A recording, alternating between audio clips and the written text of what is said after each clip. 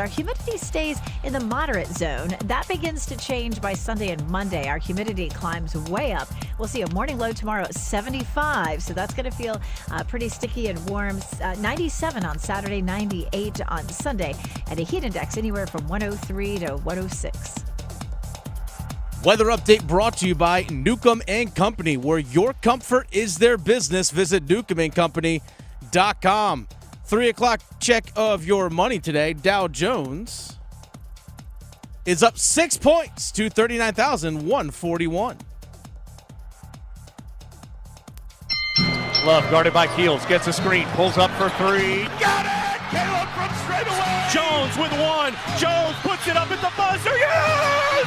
He ties the game! Joining with a long rebound, kicks ahead to Smith. 3-ball, right side. Bang! Shotgun snap, Bryce Young, pressure off the backside. Throw to the end zone. Chark pulls it in with his fingertips. And another chance, and the save's made by Anderson. And the fans will tell you, did you have a good night? The Drive with Tim Donnelly on 99.9 The Fan. The Drive with Tim Donnelly, 99.9 The Fan on a Friday. I'm Tim Donnelly, pushing the buttons that keep us up and running. Dennis Cox. High energy Friday. I'm feeling like it's going to be a good weekend. Oh, good week. Great weekend. I'm looking forward to this weekend. Beautiful outside. Hot. See, I'm a summer guy. Give me heat over anything else. And this week continues to be a little strange with who we're supporting, which actually this week we should keep in like a time capsule. Okay. Because it shows that we can put our previous discrepancies aside and evaluate moving forward fairly. Earlier today, we complimented David Tepper. I never thought I'd see the day. We complimented the NFL offices. I never thought I'd see the day. And now I'm going to compliment Jim Phillips, the commissioner of the ACC, a person who I've disagreed with and I've nudged in different directions than he's gone multiple times. But better late than never, he's showing some fight. Jim Phillips talked to the Associated Press about the future of college sports, the future of the ACC, the ongoing litigation and lawsuits, and for once he didn't compliment everybody. For once it wasn't everybody's working towards a common goal. For once, he showed some fight. Right? It's the you're not going to push me around. Finally. Now, he did say, I have a bunch of quotes here in front of me. I'll read some of them for you. Jim Phillips to the Associated Press. There's going to be a reset in college sports, and it's okay. It doesn't mean it's going to be the end of college sports by any means. It's going to look different. That was right near the top of the article, and I went, all right, this is going to be a traditional Jim Phillips article. It's going to be a traditional Jim Phillips interview, and we're just going to get a lot of, no, we're excited about the future of the ACC. We're excited. Oh, we're not worried about expansion. Oh, we're not worried about NIL. Oh, no, it's all great. Gumdrops, butterflies, rainbows, warm chocolate chip cookies. Down for that. And then they brought up in the article, there was actually like a break. There was like a new headline, new title, like Chapter 2. They brought up the legal fights with Florida State and Clemson. All right, the fact that the ACC is fighting legal battles with members of its own conference in 3 different states: Florida, North Carolina, South Carolina. And this is where Jim Phillips earned my praise. Quote from Jim Phillips, "We're going to fight it with every effort that we can.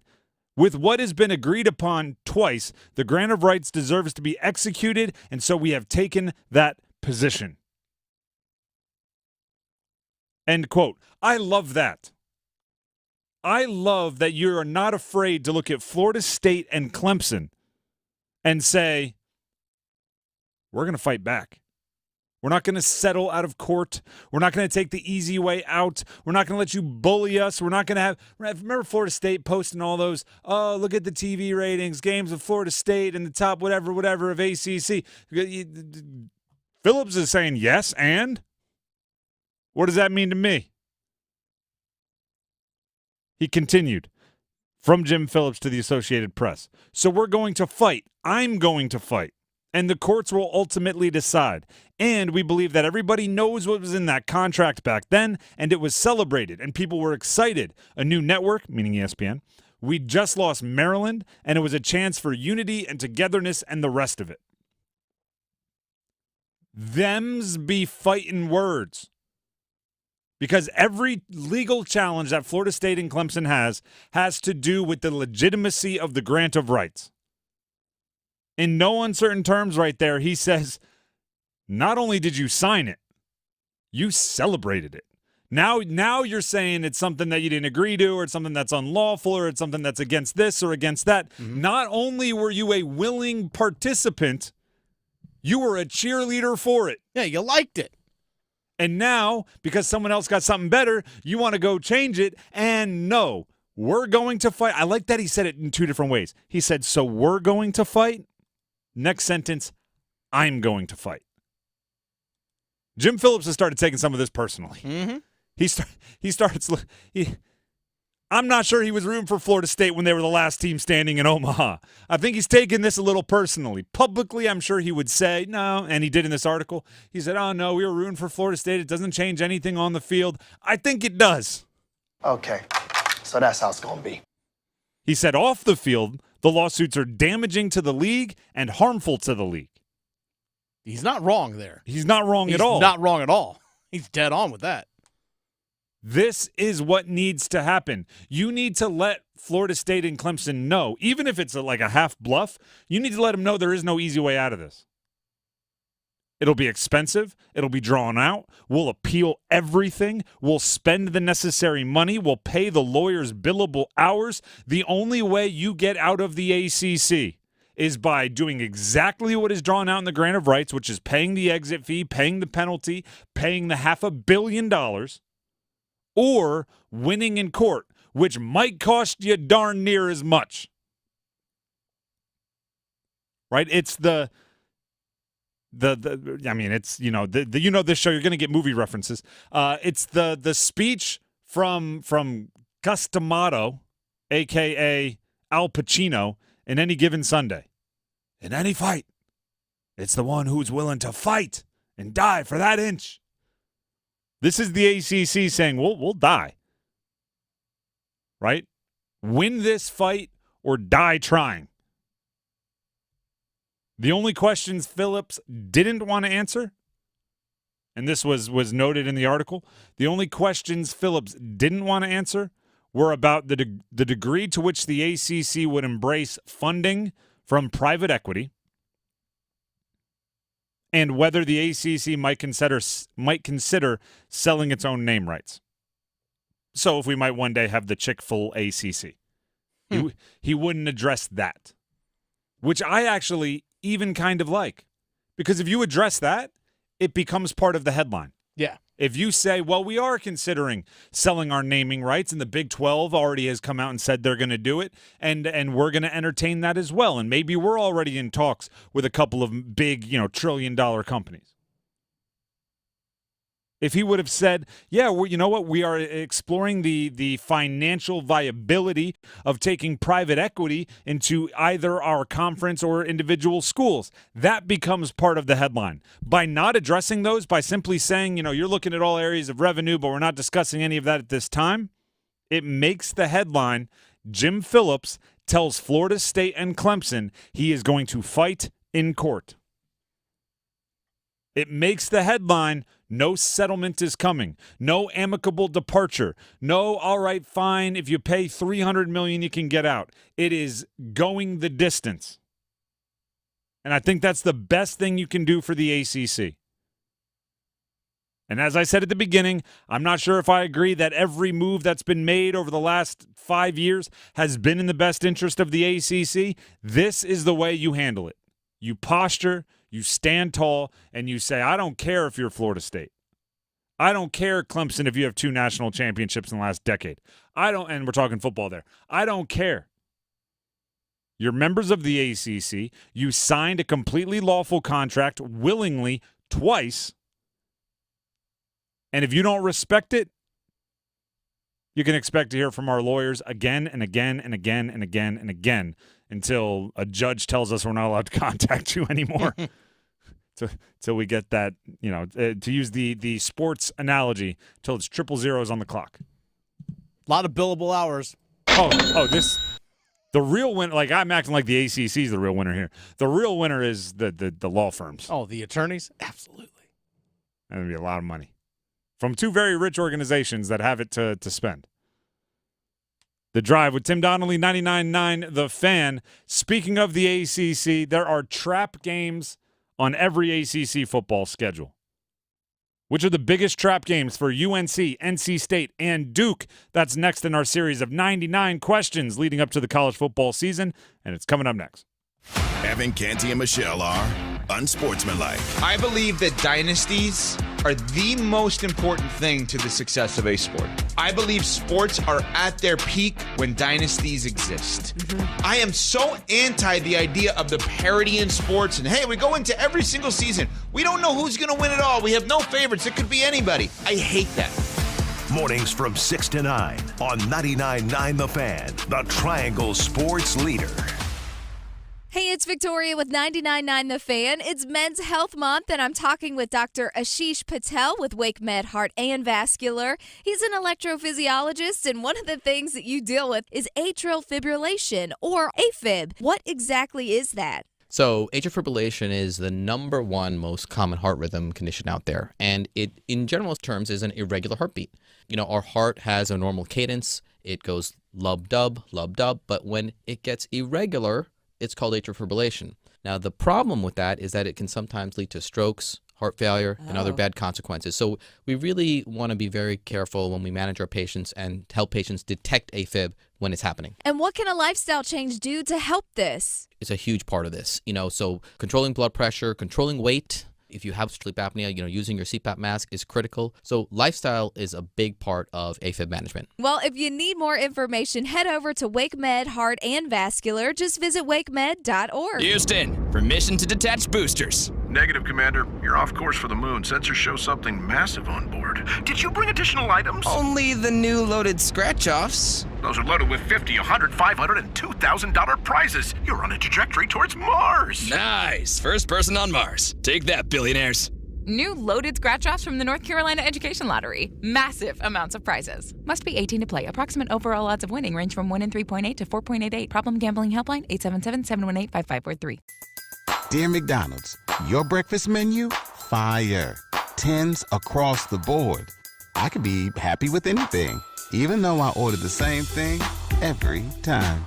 Thanks for not judging me. I'll try something new next time. Maybe. Hey, you love what you love. So save on your faves like a sausage McMuffin with egg or bacon, egg, and cheese McGriddles for just $2.50. Ba-da-ba-ba-ba. Price and participation may vary. Cannot be combined with any other offer or combo meal. Gilbert worked in retail and restaurant management for 14 years. It was time for a change. I recognized where I was at was vulnerable to the whims of the economy. Then he heard about My Computer Career. Gilbert went for it. In as little as 7 months, I got all of my certifications at a fraction of a cost for college. He became an IT pro in just months with zero experience at mycomputercareer.edu. I can work from anywhere. I have more time for my family as well. It's not rocket science. It's mycomputercareer.edu. This is one student's experience. Individual results vary. Batter up.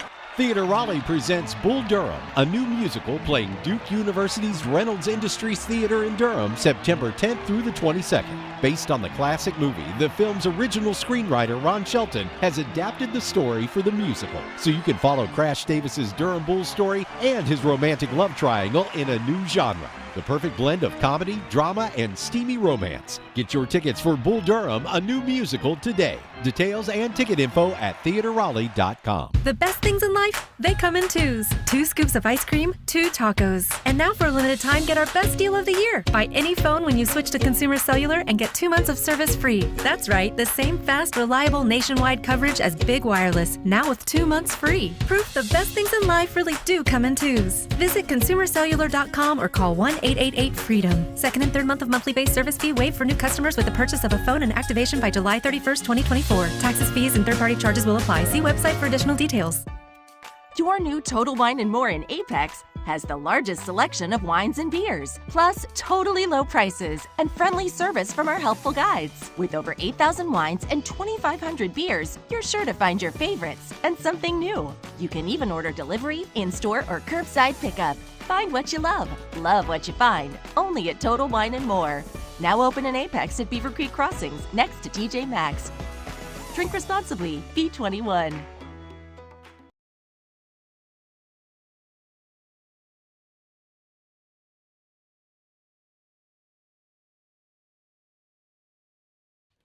The Drive with Tim Donnelly, 99.9 The Fan, bringing some, I believe, Taylor Swift at a break.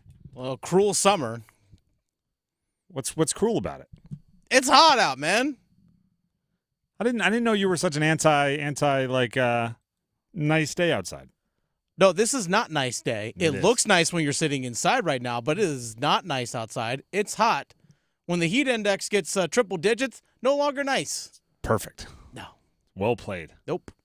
Nice cool drink sitting outside. Mm-mm. If you want to parlay in any kind of pool or beach or lake action. If I have water, that's different. Otherwise, no, it's just hot. Takes about 2 seconds if you're trying to get a good workout in to get the sweat rolling. It's a good day. Yeah, you step outside, you're sweating. It's a good day. That's workout. That's what I say. The walk from the office to the car, that's a workout. You've earned a cold drink when you get home. Or done my workout for the day. Walked into the office and out of the office. The Drive with Tim Donnelly, 99.9 The Fan on a Friday. It is time for the latest question in our series of 99 questions about the college football season. And this question has to do with one of the ultimate topics in college football, trap games. It only takes one Saturday or Thursday for a bunch of 19 to 22-year-olds to wake up and just not have a good day, for all of your thoughts and hopes and dreams to come crashing down. It's part of the reason why we love college football is it does feel like every game has stakes.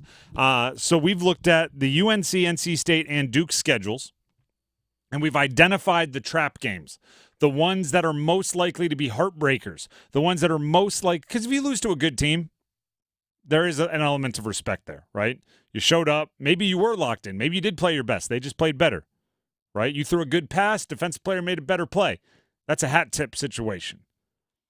Some of these games that we have identified here are the ones that you're going to, if they turn into not great situations, you'll be kicking yourself. Dennis, which school we want to do first? Let's start Carolina. Carolina. To me, their trap games are a little different variety than the others. James Madison's a trap game just because they're better than you think.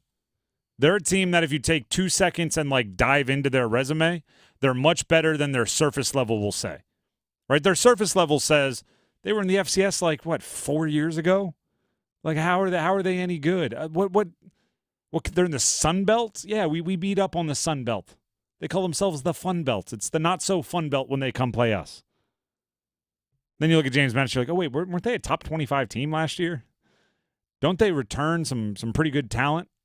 I don't know how they didn't get pillaged by the transfer portal. They must have something really cooking in James Madison. The Dukes, that ugly purple. So, UNC, trap game. Sometimes it's that's an old school trap game, right? Just a team that's better than they think. They also have, I would say, at Virginia is a trap game, because they play Florida State the next week, and Charlottesville is a weird place to play. I was talking with Dennis about this earlier today. Even when Virginia makes a big play, if they score an 80-yard touchdown, gosh, everybody stands up and they sway to Auld Lang Syne. Auld Lang Syne, whatever that song is, the New Year's song. Auld Lang Syne, yeah. Instead of, everyone stands up and they just sway back and forth with arms around each other. It's just a weird vibe. And then they have Boston College right before NC State, end of the year. If North Carolina does have a surprise season and they start, having some real stakes, they're going to be looking at that NC State game thinking, if we win that, and sometimes BC on the road the week before could get forgotten. NC State or Duke, which way are we going next? Let's go with Duke. Duke, to me, has the most quintessential ACC trap game, right? By the way, for Duke, it's harder to find a trap game simply because I think they will be playing spoiler this year much more than they will be playing potential spoilee. They'll be the one maybe trying to trap a team or two. But they play at Georgia Tech right between playing UNC and Florida State.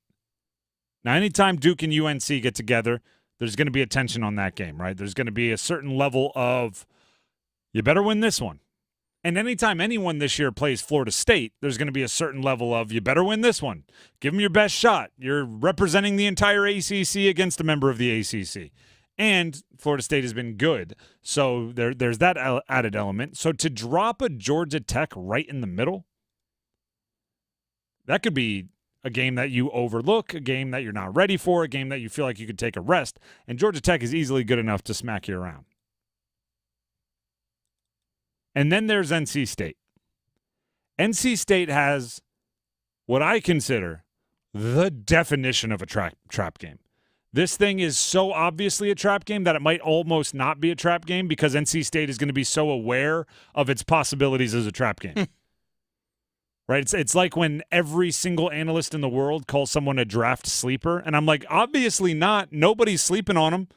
Now every team has looked talking about him. Now everyone has looked into that player because of their like sleeperness. Or it happens with dark horse Heisman candidates. Right? It's like, this guy's a dark horse Heisman candidate. I'm like, every single person has called him a dark horse Heisman candidate. He's no longer a dark horse. He's just in the horse race. Home, this is the quintessential trap game for NC State. Home at noon.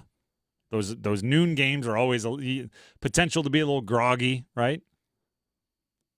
Versus Louisiana Tech, Group of 5 school, from far away, so it's not even like a regional rivalry. Yeah, it's not like you're playing App or ECU or Charlotte. Yeah, and where you probably have somebody you played against in high school on the team or something. Yeah. Like it's not that. It's Louisiana Tech. The week before the home noon game versus Louisiana Tech, you play Tennessee. So you have a little bit of an emotional come down after playing Tennessee in Charlotte. It'll be a big game, nationally televised, kind of your introduction to the world. Immediately after you play at home at noon versus Louisiana Tech, you play Clemson. Another game that could help decide whether you make the ACC title game or not, whether your biggest and boldest dreams have a chance of coming true. And sandwiched right in between those big two emotional games is Louisiana Tech at home at noon. That is neon signs like the Vegas Strip blinking with an arrow that says trap game. You know, it normally says like buffet. It says trap game pointed right at it. There's also Thursday night at Georgia Tech on their roster, which is a short week after Duke because it's on Thursday. So they play Duke on Saturday, short week, Georgia Tech. And that's right before they play UNC in the finale on the road. So two crosstown rivals with at Georgia Tech on a short week in between. That's another potential trap game. But what's the first rule of trap games? Don't get trapped? Yeah. I mean, second rule of trap games. You have to identify them. Oh, okay. It's like, don't talk about trap games? Yeah, what is this? Fight Club? Yeah. You have to identify them, right? And then your coaches and your leaders have to absolutely pound it into your brains that you will not let it happen, right? The coach should be the most angry the first practice of that week. Set the tone, right? Send somebody off practice. The metaphorical killing of a hostage, right? Let them know you're serious. Pick somebody that's not warming up adequately. Send them into the locker room. And then go talk to them and be like, I had to do it.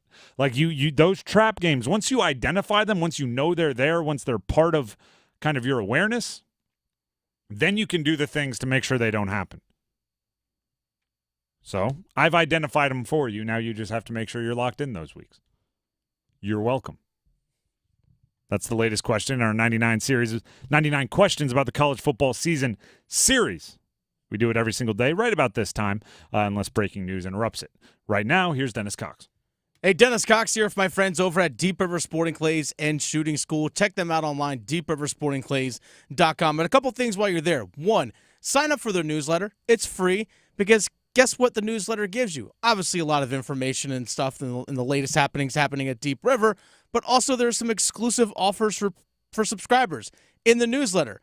People want free and exclusive stuff, right? Well, that's the way to get some free and exclusive stuff from Deep River Sporting Clays and Shooting School. It's by signing up for their newsletter. Also, you also want free. Everyone, I said the word free, right? Free. Next time you go down and do a round of clays at Deep River, or just next time you head down there, tell them you heard about it right here on 99.9 The Fan. Get yourself a free Deep River Sporting Clays and Shooting School t-shirt. They have everything for your shooting needs down there. They also have the online store at their website. And if you want to do round of clays, one-on-one instruction, their shooting school, they got it down there for you. Deep River Sporting Clays and Shooting School, just minutes away from anywhere in the Triangle. It's a beautiful drive just down to Sanford. It's a simple, easy way to get down there, and it's a simple, easy drive, beautiful outdoor setting. Deep River Sporting Clays and Shooting School, let them know that Dennis sent you. The Drive with Tim Donnelly, 99.9 The Fan, is expecting Eric Tulsky, the brand new Carolina Hurricanes permanent GM, to join us on the Heister Automotive Group hotline. Should be coming up next. Hi, this is Renee Chu. The most trusted local news in the Triangle is now on the radio, WRL News Plus. Now get breaking news and severe weather reports on the radio 24 hours a day. Listen on the radio at 96.5 FM in Durham, 99.3 FM in Raleigh, and everywhere in the Triangle at 101.5 HD3.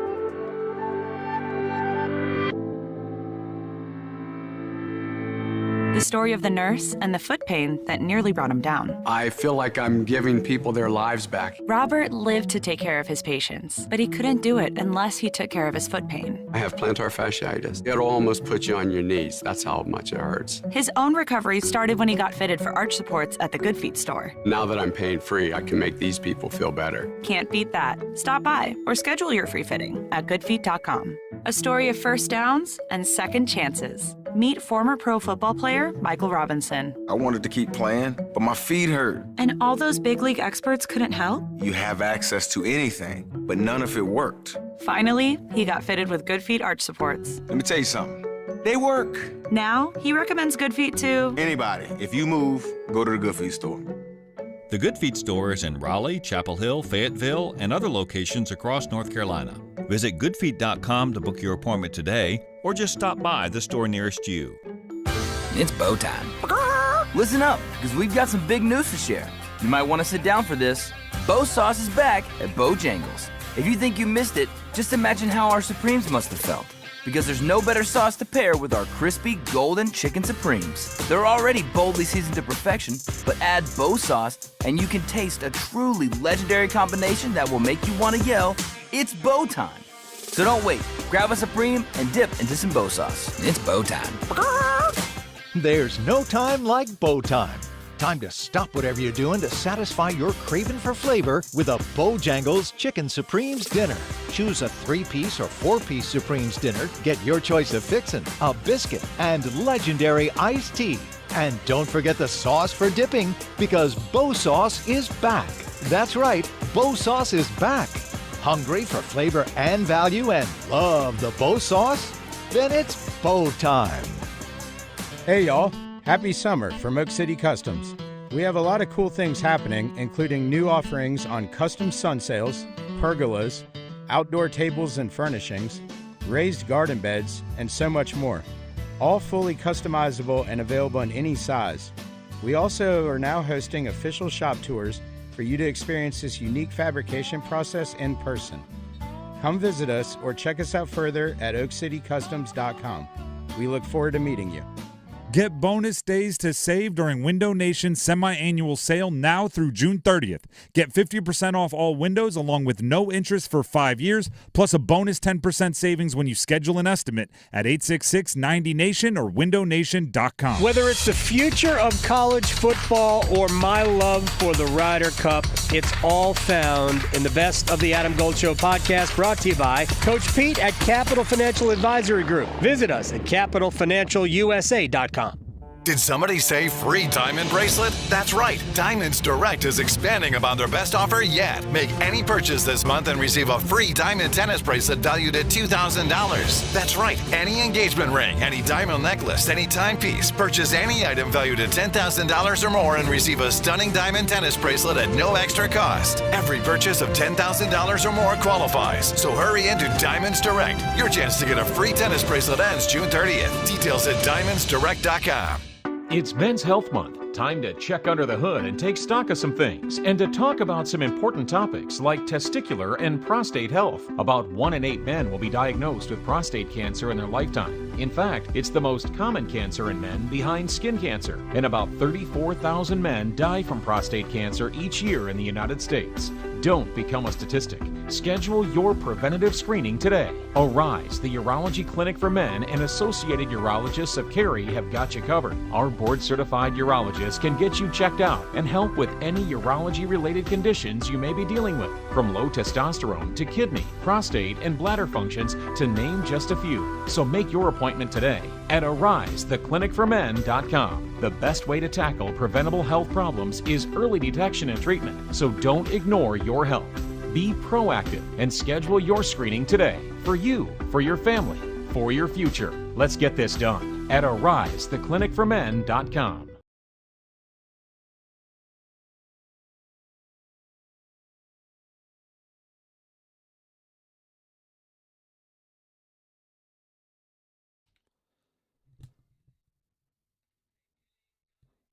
The Drive with Tim Donnelly, 99.9 The Fan.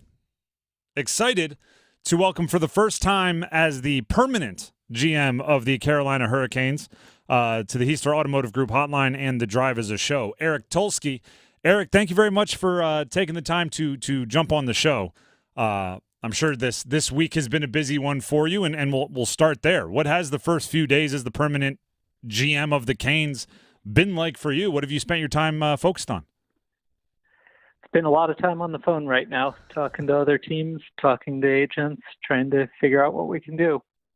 There's a ton of things. Right, it's funny, right? The two shows on our network both immediately went into Eric Tulsky's the guy. We got the press release in our emails. Let's talk about what that to-do list might look like. Do you have a thing or two that might be on the top of that to-do list? Yeah, we're trying to do everything all at once. We have too many things on the list to go one at a time. So talking to a bunch of free agents, talking to teams about possible trades, working every angle we have to try and keep getting better. Eric Tulsky, Canes GM, joining us on the Heister Automotive Group hotline. When you talk about trades, how important is it to get big trades done with those players that might have a chance to sign an offer sheet once July rolls around? I'm not that worried about offer sheets. I mean, first of all, they're pretty rare. Second of all, we have plenty of room to match any offer sheet, and so it's pretty unproductive for a team to do that. If a player doesn't want to be here and signs an offer sheet, he's making a mistake because he knows we're going to match and he'll end up here. So it's not really a route that I expect to see anyone take. In those situations, is there any worry about, like, if I mean, you said it right, if someone's signing an offer sheet, they maybe indirectly are saying they don't want to be here. Is there any concern about bringing that player back into the locker room, knowing once you match, you can't trade him for a year? No, I mean, look, players have ups and downs all the time. Everybody has times in their career when they're a little frustrated, times in their career when they feel great about things. I think everybody's been through it. They know how it goes. So once the season starts, everybody will be together. There'll be a cohesive unit. I'm not worried about it. We have a really good group of guys and a group of coaches that know the players really well and know how to push the right buttons to keep everybody pulling on the same rope. The introductory press conference, which I thought, just as a compliment here, I thought went very, very well, but there's a few things that I want to talk to you about. You thanked your predecessor in your intro presser, obviously being Don Waddell. What did you maybe learn from Don about being an NHL general manager when you were working under him as an assistant GM and in some other roles?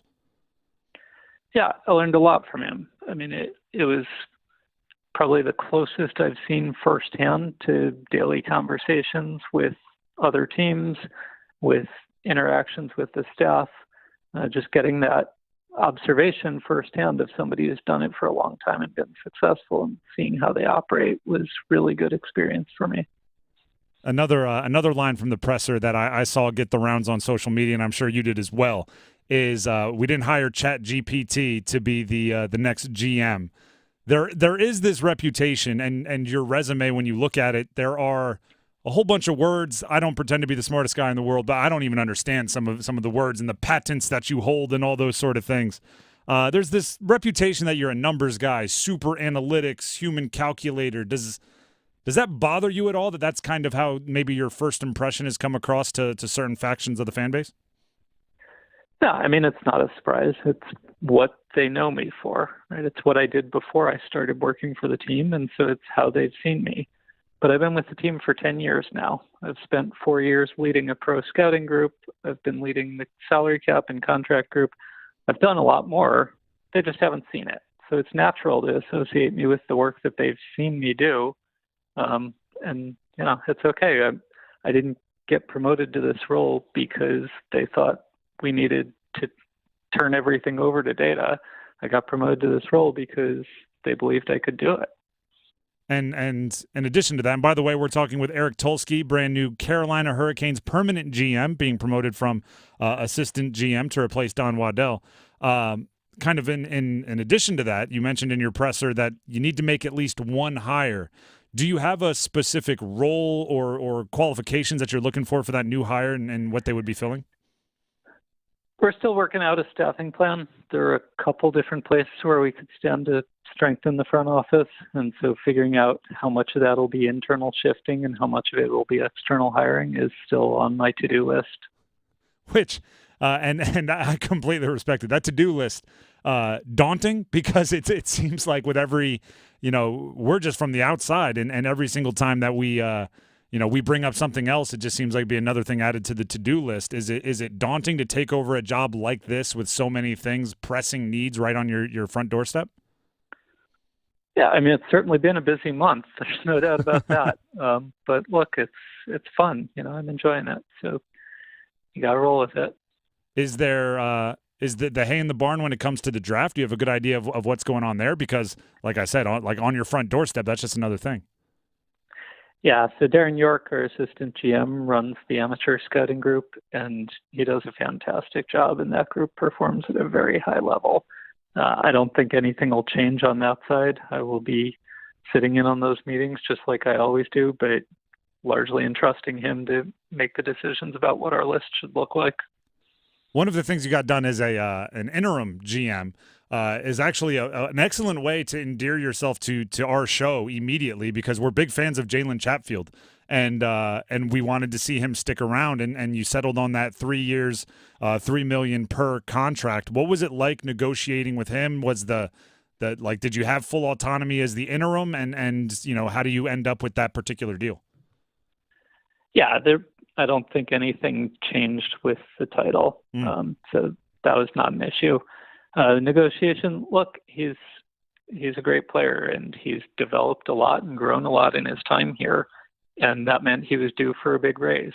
And we have a complicated cap situation, and so we had to manage that as well as we could. But he's an important part of what we do. He fits our system as well as anyone, and he knew that, and he wanted to be here, and he likes it here. And so we found a way to make it work for everyone. If nothing changed with the titles, did anything change with your relationship with Tom Dundon? The public seems to be it's like our sports version of gossip. We love to know how much the GM is talking with the owner, and Don Waddell made some jokes about it at the exit presser. You obviously mentioned that he's, you talk to him quite often. How much is that what you expected, and what is that relationship like as you take over? Yeah, I'm very close with Tom. We talk a lot. He likes to check in regularly to make sure he knows how we're approaching things and what we're doing. The process is very important to him, and he wants to make sure we're thinking about everything and going through things the right way, and never just taking the easy path, but doing the work to make sure we're finding the best options we can and getting it done. We also, right at the end of this season, saw some glimpses of some of the prospects. Are there maybe a name or two that you expect to be, we can help introduce to the fans that maybe we can talk about a little bit more during the offseason so we're all familiar with the new guys as they might have a good chance of making the opening day roster? So we can help you out? So we have a strong prospect pool. I think it's going to be a challenge for them because we also have a strong NHL team. And I think we have a lot of players who are right there, ready to break through. And it's going to be a tough competition for spots. So, whether that's Brad Nadeau or Felix Unger-Sorum or Scott Morrow or Jackson Blake, I think there's a lot of guys who are going to be in the mix, and it's going to be a battle in camp to see who can earn a spot. And those are the exact names that we were talking about there. Eric, we appreciate you for taking the time, and hopefully we can do this a few times throughout the offseason. I know, as we talked about, there's a lot of stuff to get done. You have a lot of irons in the fire, and we'll be right there to react to all of those decisions that get made now that you're in the head chair. Yeah, that's great. Thanks for having me on, Tim. Once again, that's Eric Tulsky, brand new Carolina Hurricanes permanent GM, joining us on the Heister Automotive Group hotline. Thank you a bunch for that little insight into the Canes offseason and draft and everything else. And I wasn't joking around there when I said his to-do list has to be, like the see more on the tweet. You know what I mean? You got to click see more and scroll down to get to the end of the to-do list. So it's always appreciative when he takes the time to jump on the show. When I answered the phone because he called in, I was like how the first few days been? He's like busy, nonstop. It's like nonstop busy, and he even alluded to himself like I'm calling, like I'm talking to agents, I'm talking to free agents, I'm talking to other teams about potential trades. It's like, oh, okay, yeah, I'm doing all the things right now. There's a lot going on this offseason. And by the way, I loved his answer about the offer sheet. That's for let me that's I have that clip. I was going to say that's obviously what I believe was the highlight of the interview. I tried to do the journalist thing, right? Try to ask a question about something without actually I think if I would have said Martin Necas' name, probably would have gotten most GMs would have given me some form of coach speak. So I said, offer sheets, just in general. Let's talk about offer sheets. Well, because here's the thing. It's not just Necas. Jarvis is a pretending free agent. Jack Drury. There are multiple guys that this could apply to. And well, you said you have the clip? Yeah. All right, let's hear it in Eric Tulsky's words just moments ago here on 99.9 The Fan before we react. I'm not that worried about offer sheets. I mean, first of all, they're pretty rare. Second of all, we have plenty of room to match any offer sheet. And so it's pretty unproductive for a team to do that. If a player doesn't want to be here and signs an offer sheet, he's making a mistake because he knows we're going to match and he'll end up here. So it's not really a route that I expect to see anyone take. Now, I know he would never frame it this way, but I'll tell you what my inference is on that. I dare you. That's kind of what I took away from it, isn't it? I did too. I love it. Dare you. To both the other team and the player. You want out? The way out is not through an offer sheet because we will match. And then, by the way, once you match an offer sheet, you can't be traded for for at least a year. For one full year. So it becomes very much like you want out? That way it gets you handcuffed to the organization for the next year. So go right ahead. I dare you. And to another team, if you want that player, I dare you because we're going to match it, and then we won't be allowed to give him to you, even if we want to, for a year. So it is him, the whole, I would say it's unproductive or whatever his wording was for another team to do that. To me, that was a new GM who is, has not spent a lot of time in other organizations or any time in other organizations, taking over for a very experienced GM and saying, oh, no, you're not messing with me. Don't think you can pull a fast one because I've only been on the job for 3 days. It's going to be business as usual, and the Canes will not be pushed around any more so than they were before. Now that I'm taking over, triple dog dare you. Yeah, it was a lot of words and it was well put, and I was excited by it, and it sounded GM-ly, but the translation, do you remember those? Key and Peele used to do the sketch of the anger translator. Oh, yeah. Where a politician would talk and then they'd have the person who's translating their anger. So the politician would say well, I'm so happy that everybody could make it. I'm looking forward to our conversations, and hopefully we can get to a fair conclusion. And then the anger translator is like, why don't y'all just listen to me? And I feel like the anger translator for Eric Tulsky is like, offer sheets, they just don't make sense. We have the cap space. We'll match it. You'll end up being back here in our locker room. The anger translator is like, I dare you to make a move. See what happens. So I thought that was a good move by Eric Tulsky. And again, one more time, we appreciate him for jumping on the show, and we'll have more reactions to that conversation as the show goes on and into the future. But I assume that conversation will be put up on our YouTube. Oh, yeah, it's about to go up here in just about any moment. 99.9 The Fan on YouTube. If you missed any of it or you want to rehear it or go, did he actually say – did he say that? Yeah, he did actually. Let me go ahead and rewind, and that's all up on our YouTube. Just subscribe while you're there so you get more of that content hanging out. The Drive with Tim Donnelly, 99.9 The Fan. Should we talk a little more offer sheet for Martin Necas? Yeah, let's go real fast. I mean, we're already talking offer sheets. Might as well. I love that he did what he did to discourage the offer sheet, because I think we can all acknowledge, and by the way, the offer sheet is not our rumor that's being brought up. It's been discussed by national media that Martin Necas, if he makes it to that point in the season, might be signed to an offer sheet by another team.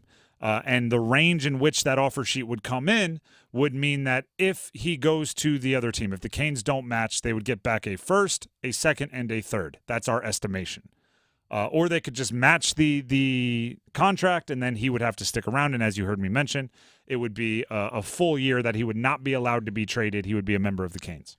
So offer sheets, for those who don't know, apply to someone who's a restricted free agent. There's a difference between restricted and unrestricted just based on how long you've been in the NHL and so on and so forth. There's a few different caveats to it. But if you want to sign someone who's restricted, that's where the offer sheet comes in, as opposed to what Jake Guentzel is going to be, which is unrestricted. He could sign anywhere, anytime, starting July 1st. So it's if they hit free agency, Martin Necas, you mentioned Seth Jarvis. Jack Drury's in that too. These are guys that they could sign a contract, an offer sheet, basically a term sheet, with another team, and the Canes still have some form of control over, or some form of return that would come if they choose to relinquish that control. Offer sheets for Martin Necas become a little bit more interesting because I think it just brings another chore. What I mean by that, actually, now I kind of have to go back on what I was thinking, because we have to take Eric Tulsky for his word. He didn't sound like we'd consider taking that first, second, and third round pick. He sounded like we would match Martin Necas' contract as he did just for offer sheets in general, obviously not speaking specifically of Martin Necas. If you match it, you can't trade him for a year. So then I think the challenge is, and that's exactly what my follow-up question would be, or was, you have to find a way to get him to be right back in that locker room, right? Which, there'd be a moment or two, a little awkwardness. There'd be a moment or two of you didn't want to be here. There'd be just a moment or two before, I think locker rooms are good at this. You can kind of move on. Couple hard hits, little razzing in practice, and all of a sudden you're back in the group. But that becomes the next chore, is getting him back bought into what they're doing with the Canes, and more specifically bought into whatever role the Canes are going to ask him to do. Don't forget, Sebastian Aho signed an offer sheet with the Montreal Canadiens several years ago, and part of that was, hey, you know what? I have a chance to sign a 5-year deal. I know the Canes are going to match it, but Montreal has offered me a good amount of money here. Either way, I'm going to get paid this. I want to stay, but it's almost like locking in those terms. It's like locking. Yeah, it's exactly. It's locking in those terms, but also, for example, in Sebastian Aho's situation, it was, I'm a restricted free agent. Either I'm getting just like a low qualifying offer, and they're not really offering me as much as I want.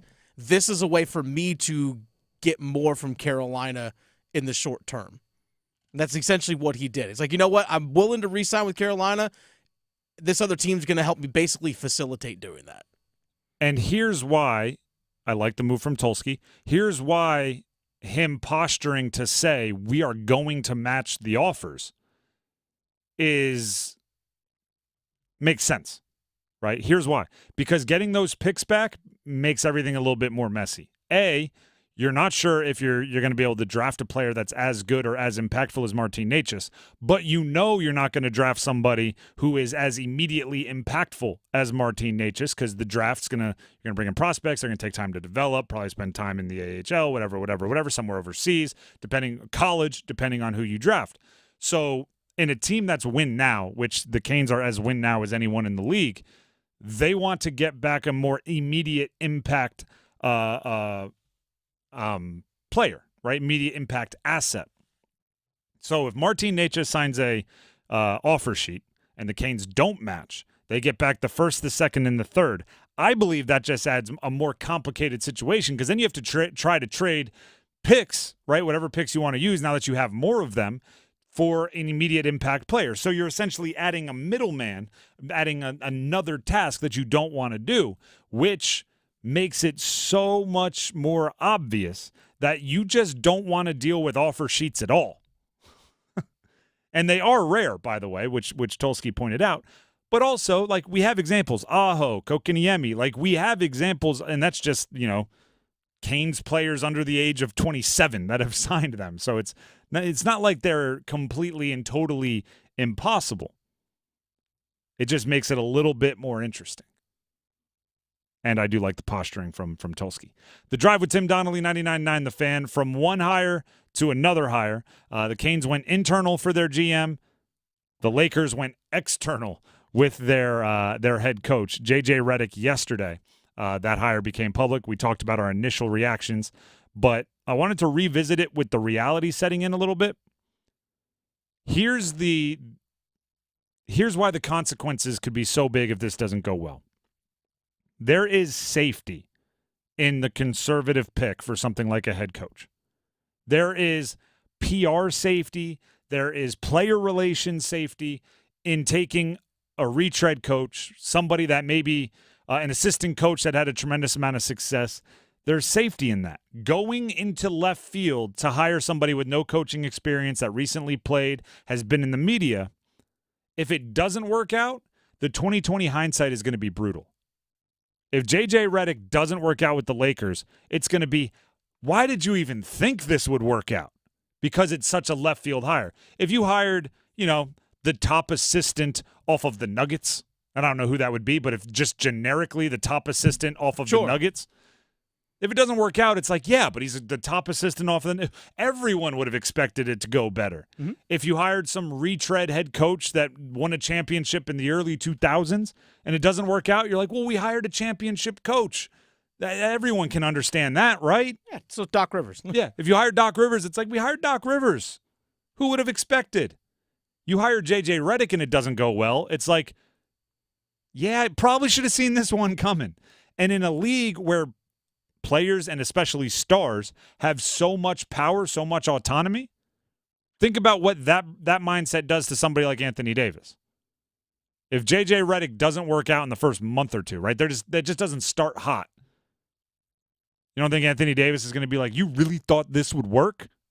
You hired the guy with no coaching experience during one of my prime years, and you send me to Phoenix. I want to go play with Durant. Right? That's how this league works now. Star players, when they don't want to be in town, they're usually just not in town anymore. Now, maybe Anthony Davis will give you a little bit more grace if you hired, some traditional choice. You go, I did like that guy. He was an assistant. I talked to my boy who played for him, said he's good. So all right, I'll give him some time. JJ's a very non-traditional choice, which traditionally goes very well or very poorly, right? When you use those very, very outside the box picks, it's usually either like Pat Riley or Steve Nash.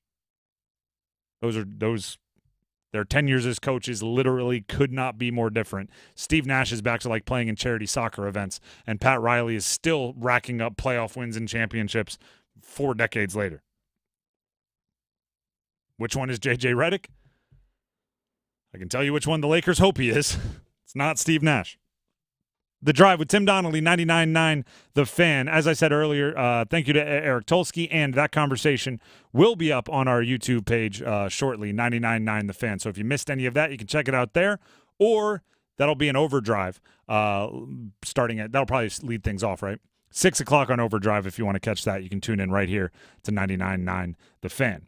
We're going to play a little football at 4 coming up next. Some rumors on what the Panthers still might do by the time training camp starts. One more thing on the to-do list. Stick around.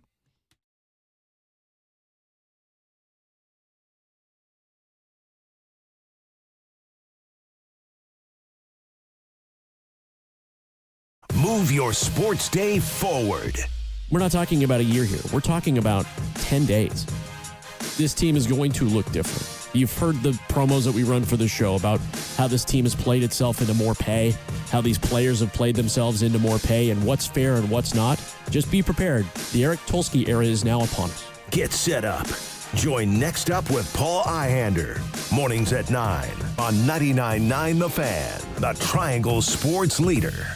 Bobby Joe absolutely hated her job. Can't hate that job any more than I do. So, time for one of those fancy tech schools? No, I could never afford that. I'm going to Sharky's. Sharky's? Yeah, no better place to relax. Great food, cold beer, good whiskey, darts, billiards. So now you love your job? No, I still hate my job, but I loves me some Sharky's. I highly recommend it. Yeah, everybody loves Sharky's. Sharky's Place, one of the best neighborhood bars in the world. 5800 Durley Road by the Shell Station. On average, people spend over a third of their life sleeping, yet most sleep disorders go undiagnosed. I'm Megan Gigling, General Manager of Parkway Sleep Health Centers. Sleep struggles left untreated can lead to health problems and have a serious effect on your quality of life. We've served the Triangle for 20 years. Let us help you get the sleep you've been dreaming of. If you're in need of a sleep study, a knowledgeable doctor, CPAP machine, or supplies, Parkway has you covered. For more information or to schedule an appointment, visit parkwaysleep.com. Sound sleep, sound health. It's time for the Coastal Scholar Athlete of the Month. Hello, Creighton Blackwell here from Coastal Credit Union and 99.9 The Fan. Today, we are at Holly Springs High School, and we're here to celebrate the next Scholar Athlete of the Month, Emma Pankunis. She's a really great teammate. She's always looking out for everybody on the team and is a great leader. She's willing to set up her teammates for success and just puts herself in the position to help everybody out, and it's been really cool. Emma is all in. She has been since the first day I met her freshman year. My community is everything to me. So being able to kind of reach out and get back in these different areas and to people that have had such a big impact on me is just something that's rewarding in itself. I'm someone who have always prioritized my academics, and athletically, once I set those goals for myself, it became a big priority in my life. To be able to maintain what I want and have those goals set makes it really easy to kind of focus on what's important. I've had so many people, not even just teammates, but throughout my club, throughout my high school experience, including my parents, that it's just everyone is pushing me to be as successful as I can be. And when I have so many people that are driving me and trying to keep me on track, that it just makes it easy to do it myself. And it makes it so much easier where you're not also trying to be successful for myself, but I'm trying to be successful for those people as well. Congratulations, Emma. For over 20 years, 99.9 The Fan and Coastal Credit Union have recognized scholar athletes at Triangle area schools. If you'd like to nominate a high school athlete, text AWARD to 919-860-5326. That's AWARD to 919-860-5326. Attention soccer fans, North Carolina FC invites you to be part of the excitement. Join us in our electrifying games with top-tier players, thrilling goals, and unforgettable moments. Experience the thrill of this beautiful game with North Carolina FC. Get your tickets now, northcarolinafc.com. Hey John, why so glum? I just got let go. The company's downsizing. This is the third time in the last 2 years. I'm done with this. Have you thought about My Computer Career? I've heard they can train you for a career in IT in just a few months, including cybersecurity and the basics of AI. And you don't need prior training or experience. Now that's a recession-resistant career. Wow, thanks. I'll check them out. Go to mycomputercareer.edu and take the free career evaluation. mycomputercareer.edu. Financial aid is available for qualified students, including the GI Bill. See if you're a winner every night. Watch live lottery drawings on WRAL-TV's 11 o'clock news. That's right, Carolina Pick 3, Carolina Pick 4, and Carolina Cash 5 numbers every night on WRAL-TV's 11 o'clock news. See if you're a winner before you go off to bed. Get your lottery numbers live every night. North Carolina Education Lottery. Only on WRAL-TV's 11 o'clock news. This hour of buzzer-beating, nail-biting, edge-of-your-seat sports action on 99.9 The Fan is powered by Ritchie Law Firm Injury Lawyers. Visit GotBryan.com. That's GotBryan.com. WCMC HD1 Holly Springs. Take us with you on radio, web, app, Alexa, and YouTube. 99.9 The Fan, the Triangle Sports leader. I'm WRAL meteorologist Elizabeth Gardner. Hot afternoon, 93 degrees under partly cloudy skies, but it just gets hotter over the weekend. It'll be a warmer night tonight. We'll drop down to 75, and our highs over the weekend are in the upper 90s. We have dangerous heat in our forecast, as hot as 103 for the heat index Saturday, and as high as 107 or 108 on Sunday. Weather update brought to you by Newcomb & Company, where your comfort is their business. Visit newcomb.company.com. 4 o'clock check if your money. Dow Jones is up 30 points to 39,164.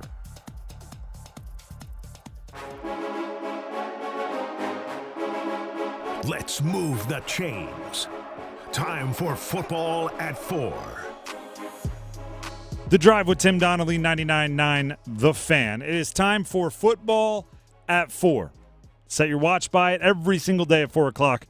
We talk pigskin here on The Drive. And today it's a simple question. Do the Panthers need to go out and get another corner? This is brought up by first of all, it's brought up by the fact that all offseason, Stephon Gilmore and the Panthers have been like batting their eyes at each other from across the bar, right? Every time Jadeveon Clowney talks, he talks about getting his old high school and college teammate and off the couch and playing for the Panthers. And Stephon Gilmore will say, it needs to be the right situation, and I'm weighing out my options. And like there's some mutual affection. So there's Stephon Gilmore. There's also now ESPN put out an article of one more move. They picked all 32 teams in the NFL and said one more move. What's one thing they could do before the season starts? Because for the most part, most of the offseason is done, right? You've gone through the beginning of free agency. You've gone through the draft. You've been through the franchise tag process and all these things. And now it's just about, odds and ends at the end of the roster and maybe one more big move. And they put Adoree Jackson as the one more big move, the one more big signing that the Panthers could make, Adoree Jackson being another corner. Former first-round pick. Former unbelievable athlete. He's a returner guy, and I believe in college he even played a little bit of that, like, hey, if you need a deep threat, I'll play wide receiver for you, coach. Like he's one of those, which is a compliment. So I started going, oh, that's interesting. Adoree Jackson. Hadn't thought about that because so much of my, like, if they're going to sign a corner energy had gone towards Stephon Gilmore. So I hit the internet, right? Do my own research, as people like to say, which is essentially typing things into Google and reading articles. And just about every list that set top free agents have Adoree Jackson and Stephon Gilmore as the two best remaining available cornerbacks.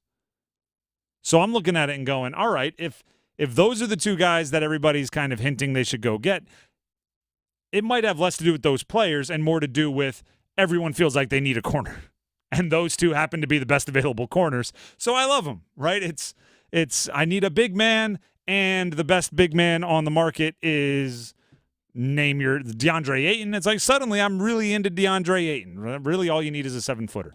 I really think they should go get Adoree Jackson or Stephon Gilmore. What you're saying is they should go get one of the best cornerbacks available because they need a corner. Do the Panthers need a corner? To put it simply, yes. To put it in a longer answer, the corner would be one of the best fail-safe things they could find. And what I mean by that is if another part of their offseason doesn't go as planned, they might be able to survive it if they have a great defensive backfield, if they have an extra body that they trust in the secondary. We talked earlier this week, after watching the Blueprint Episode 2, which is the behind-the-scenes off-season YouTube series about the Panthers offseason, Jadeveon Clowney is filling a role that they see as quintessential, right? They need a pass rusher that wins his one-on-ones a bunch. Because the behind the scenes, right? They take you through the whole offseason. They had the conversations with the coaching staff prior to the Jadeveon Clowney signing, where they were talking about just the importance of filling that role. They needed a guy that wins often. They needed a guy that gets to the quarterback. They needed it. And then they cut to, look at this. We're signing Jadeveon Clowney, and it's very obviously like that's the role he's supposed to fill. Well, let me ask you this, right? And this is like a question that you have to ask about any move. What if it doesn't work? What if Jadeveon Clowney gets hurt? He's an older guy, not a spring chicken. And he's been hurt throughout his career. What if he gets hurt, misses 7 games? What if he's just a little ineffective, right? What if, because he's a guy that's had seasons where he goes a little quiet. His career high in sacks is 9.5. Now, some of the advanced analytics like him more as far as pressures and hurries, but what if he just goes a little quiet? What does that do for your defense, right? When everything is screaming, we need an edge rusher that wins. We need an edge rusher that wins. What if that edge rusher that wins is hurt and or not winning? Having additional defensive back talent is the only parachute you have for Clowney not working great or not being available. Right? Because what's the it's I watch so much football, you get to the point where, and I'm sure some of you, most of you also do, because everybody watches football. You get to the point where you watch a play and you're like, I know what the color commentator is going to talk about for the next 35 seconds. If there ever is a sack where the quarterback like looks left and right, you're about to get the 30-second speech on coverage sack. Coverage sack, baby. You're about to get this sack actually goes to the secondary. They might even put the secondary coach, the defensive backs coach, on the screen and go, the quarterback had time. He just had nowhere to go with it, and eventually the defensive line's able to come home. That's a tough one on the guard. It's going to go against his stats, but really it's the secondary that got it done, and then the next play starts. Well, guess what? If you don't have edge rushers that are winning, and more importantly, if you have great run-stopping defensive front, even they can get home after 4 or 5 seconds, right? If the quarterback's sitting back there, even the run stoppers, the A'Shawn Robinsons, the Shy Tuttles, obviously the Derek Browns, even they can get home and get the quarterback if your secondary is that good.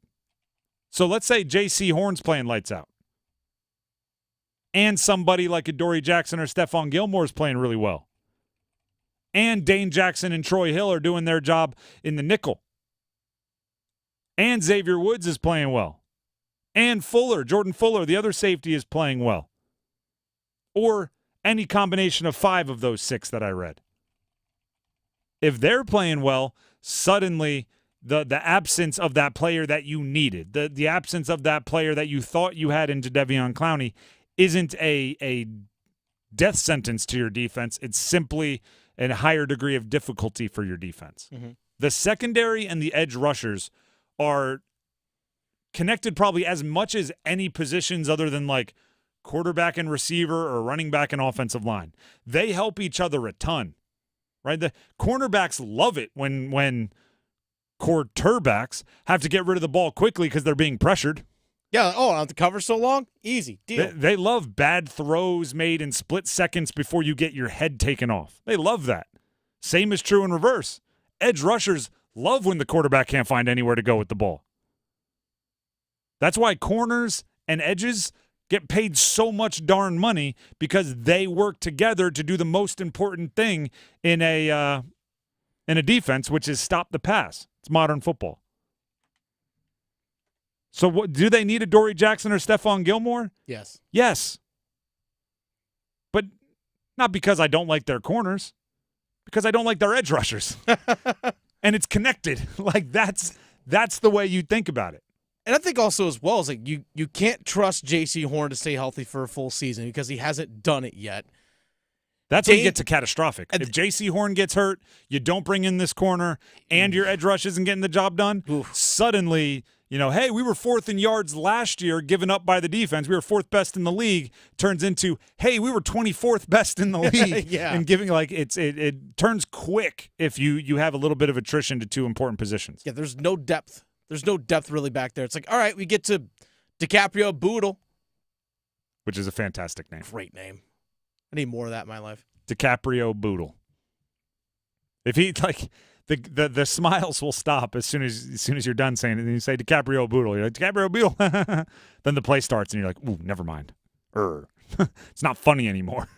Hey, you never know. Sometimes those guys, like he was I think he was undrafted free agent, mostly practice squad development guy. You never know. Sometimes that guy just starts shining after like 2 years of development. I mean, you would love it. If that's awesome, great. You just hit on a scratcher. Exactly. That's what it is. It's $5 scratcher turned into $20. All right, let's go. A couple weeks ago, because when we get together with my parents, we play games and the winner gets a scratcher. I hit $100 on a scratcher. Hey, look at you! Most I've ever won from a scratcher. Look at you! I hit the little, when you're done with the scratcher, you then get the little box that says like, hey, scratch this if you get a gold coin win double all of the prizes. Mm-hmm. Scratched it. Got and that gold coin. Thought I was done. Thought it was a dud. Did all the scratching. None of the winners. My numbers never matched. Scratched the last little doubler. Got the doubler. It was a good day. Got that Hail Mary. By the way, real quick, in our YouTube live chat, Chris wants to know, Christopher L., does the O-line need to be reinforced?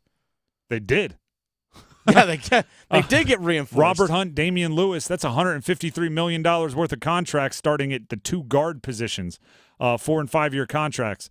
It's a 5-year, $100 million for Robert Hunt, and it's Damian Lewis for 4 years, $53 million. Yeah. If you need more reinforcements than $153 million in contracts, then things were really, really bleak. I can never pronounce his name. They signed up the swing tackle from Green Bay. Josh Nijman.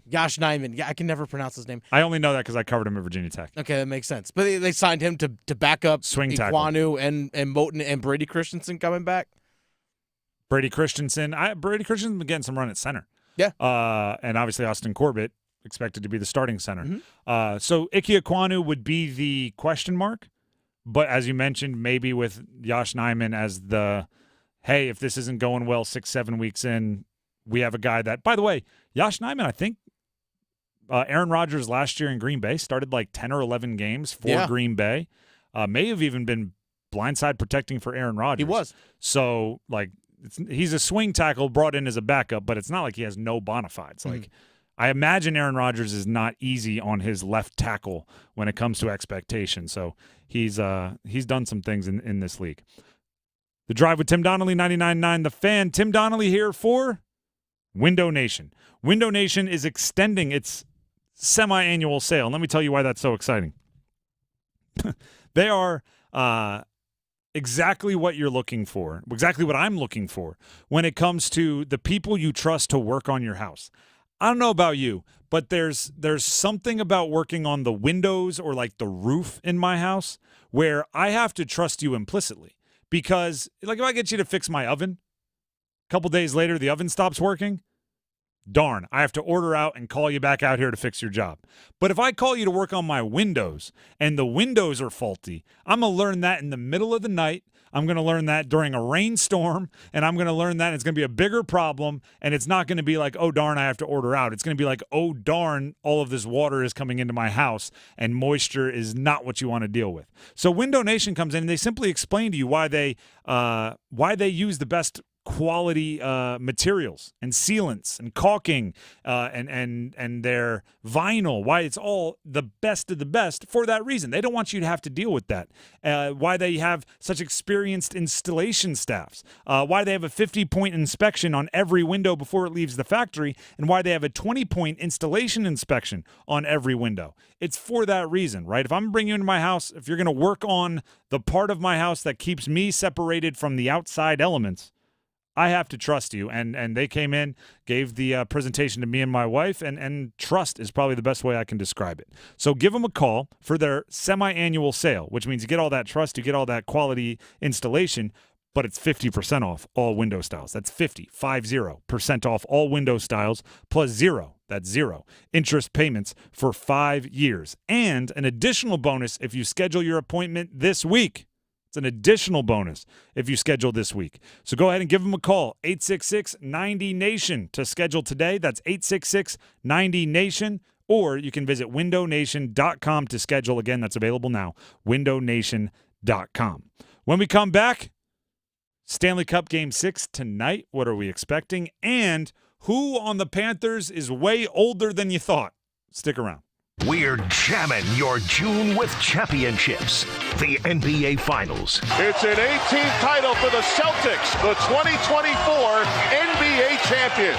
The Stanley Cup Finals. McDavid the other way, scores! And this one can't end soon enough for the Florida Panthers. The U.S. Open. And strokes the putt up the hill, into the middle. 2 times a U.S. Open champion, Bryce DeChambeau. Catch every winning moment with us. 99.9 The Fan, the Triangle Sports Leader. Houston, permission to detach boosters. Negative, Commander. You're off course for the moon. Sensors show something massive on board. Did you bring additional items? Only the new loaded scratch-offs. Those are loaded with $50, $100, $500, and $2,000 prizes. You're on a trajectory towards Mars. Nice. First person on Mars. Take that, billionaires. New loaded scratch-offs from the North Carolina Education Lottery. Massive amounts of prizes. Must be 18 to play. Approximate overall odds of winning range from 1 in 3.8 to 4.88. Problem gambling helpline 877-718-5543. Picture this, the perfect summer barbecue. No stress, no responsibilities. Just all your friends, burgers sizzling, hot dogs cooking, Pepsi Zero Sugar fizzing, and a backyard of very, very happy people. Oh yeah, we could get used to this. Very, very used to this. Grilling. Better with Pepsi. For a limited time, get 2 20-ounce Pepsis for only $4.25 at Refuel. So hurry in and enjoy an ice-cold Pepsi today. Did somebody say free diamond bracelet? That's right. Diamonds Direct is expanding upon their best offer yet. Make any purchase this month and receive a free diamond tennis bracelet valued at $2,000. That's right. Any engagement ring, any diamond necklace, any timepiece. Purchase any item valued at $10,000 or more and receive a stunning diamond tennis bracelet at no extra cost. Every purchase of $10,000 or more qualifies. So hurry into Diamonds Direct. Your chance to get a free tennis bracelet ends June 30th. Details at diamondsdirect.com. It's bow time. Listen up, because we've got some big news to share. You might want to sit down for this. Bow Sauce is back at Bojangles. If you think you missed it, just imagine how our Supremes must have felt. Because there's no better sauce to pair with our crispy golden chicken Supremes. They're already boldly seasoned to perfection, but add Bow Sauce and you can taste a truly legendary combination that will make you want to yell, "It's bow time!" So don't wait. Grab a Supreme and dip into some Bow Sauce. It's bow time. There's no time like bow time. Time to stop whatever you're doing to satisfy your craving for flavor with a Bojangles Chicken Supremes dinner. Choose a 3-piece or 4-piece Supremes dinner. Get your choice of fixin', a biscuit, and legendary iced tea. And don't forget the sauce for dipping, because Bow Sauce is back. That's right, Bow Sauce is back. Hungry for flavor and value and love the Bow Sauce? Then it's bow time.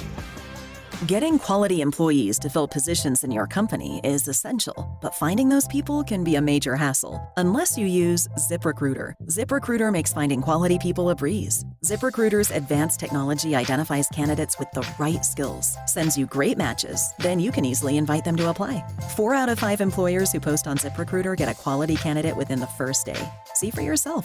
Go to ZipRecruiter.com/free to try ZipRecruiter for free. That's ZipRecruiter.com/free. Hi, I'm Henry Winkler. My eyes are very important to me. My eyes connect me with everything I love. I loved my late father-in-law dearly. He always lit up a room, but his vision dimmed with age. He had age-related macular degeneration, or AMD. And since partnering with Apellis, I've learned there's an advanced form of dry AMD called geographic atrophy, or GA. His struggle with vision loss made me want to help others know about GA's warning signs. For some, colors appear dull or washed out. For others, hazy or blurred vision make it hard to see details, like fine print on price tags. Many have trouble seeing in the dark, making driving at night difficult. GA gets worse over time and cannot be reversed. If you think you have GA, don't wait. Treatments are available. Ask a retina specialist about FDA-approved treatments for GA and go to GAWon'tWait.com.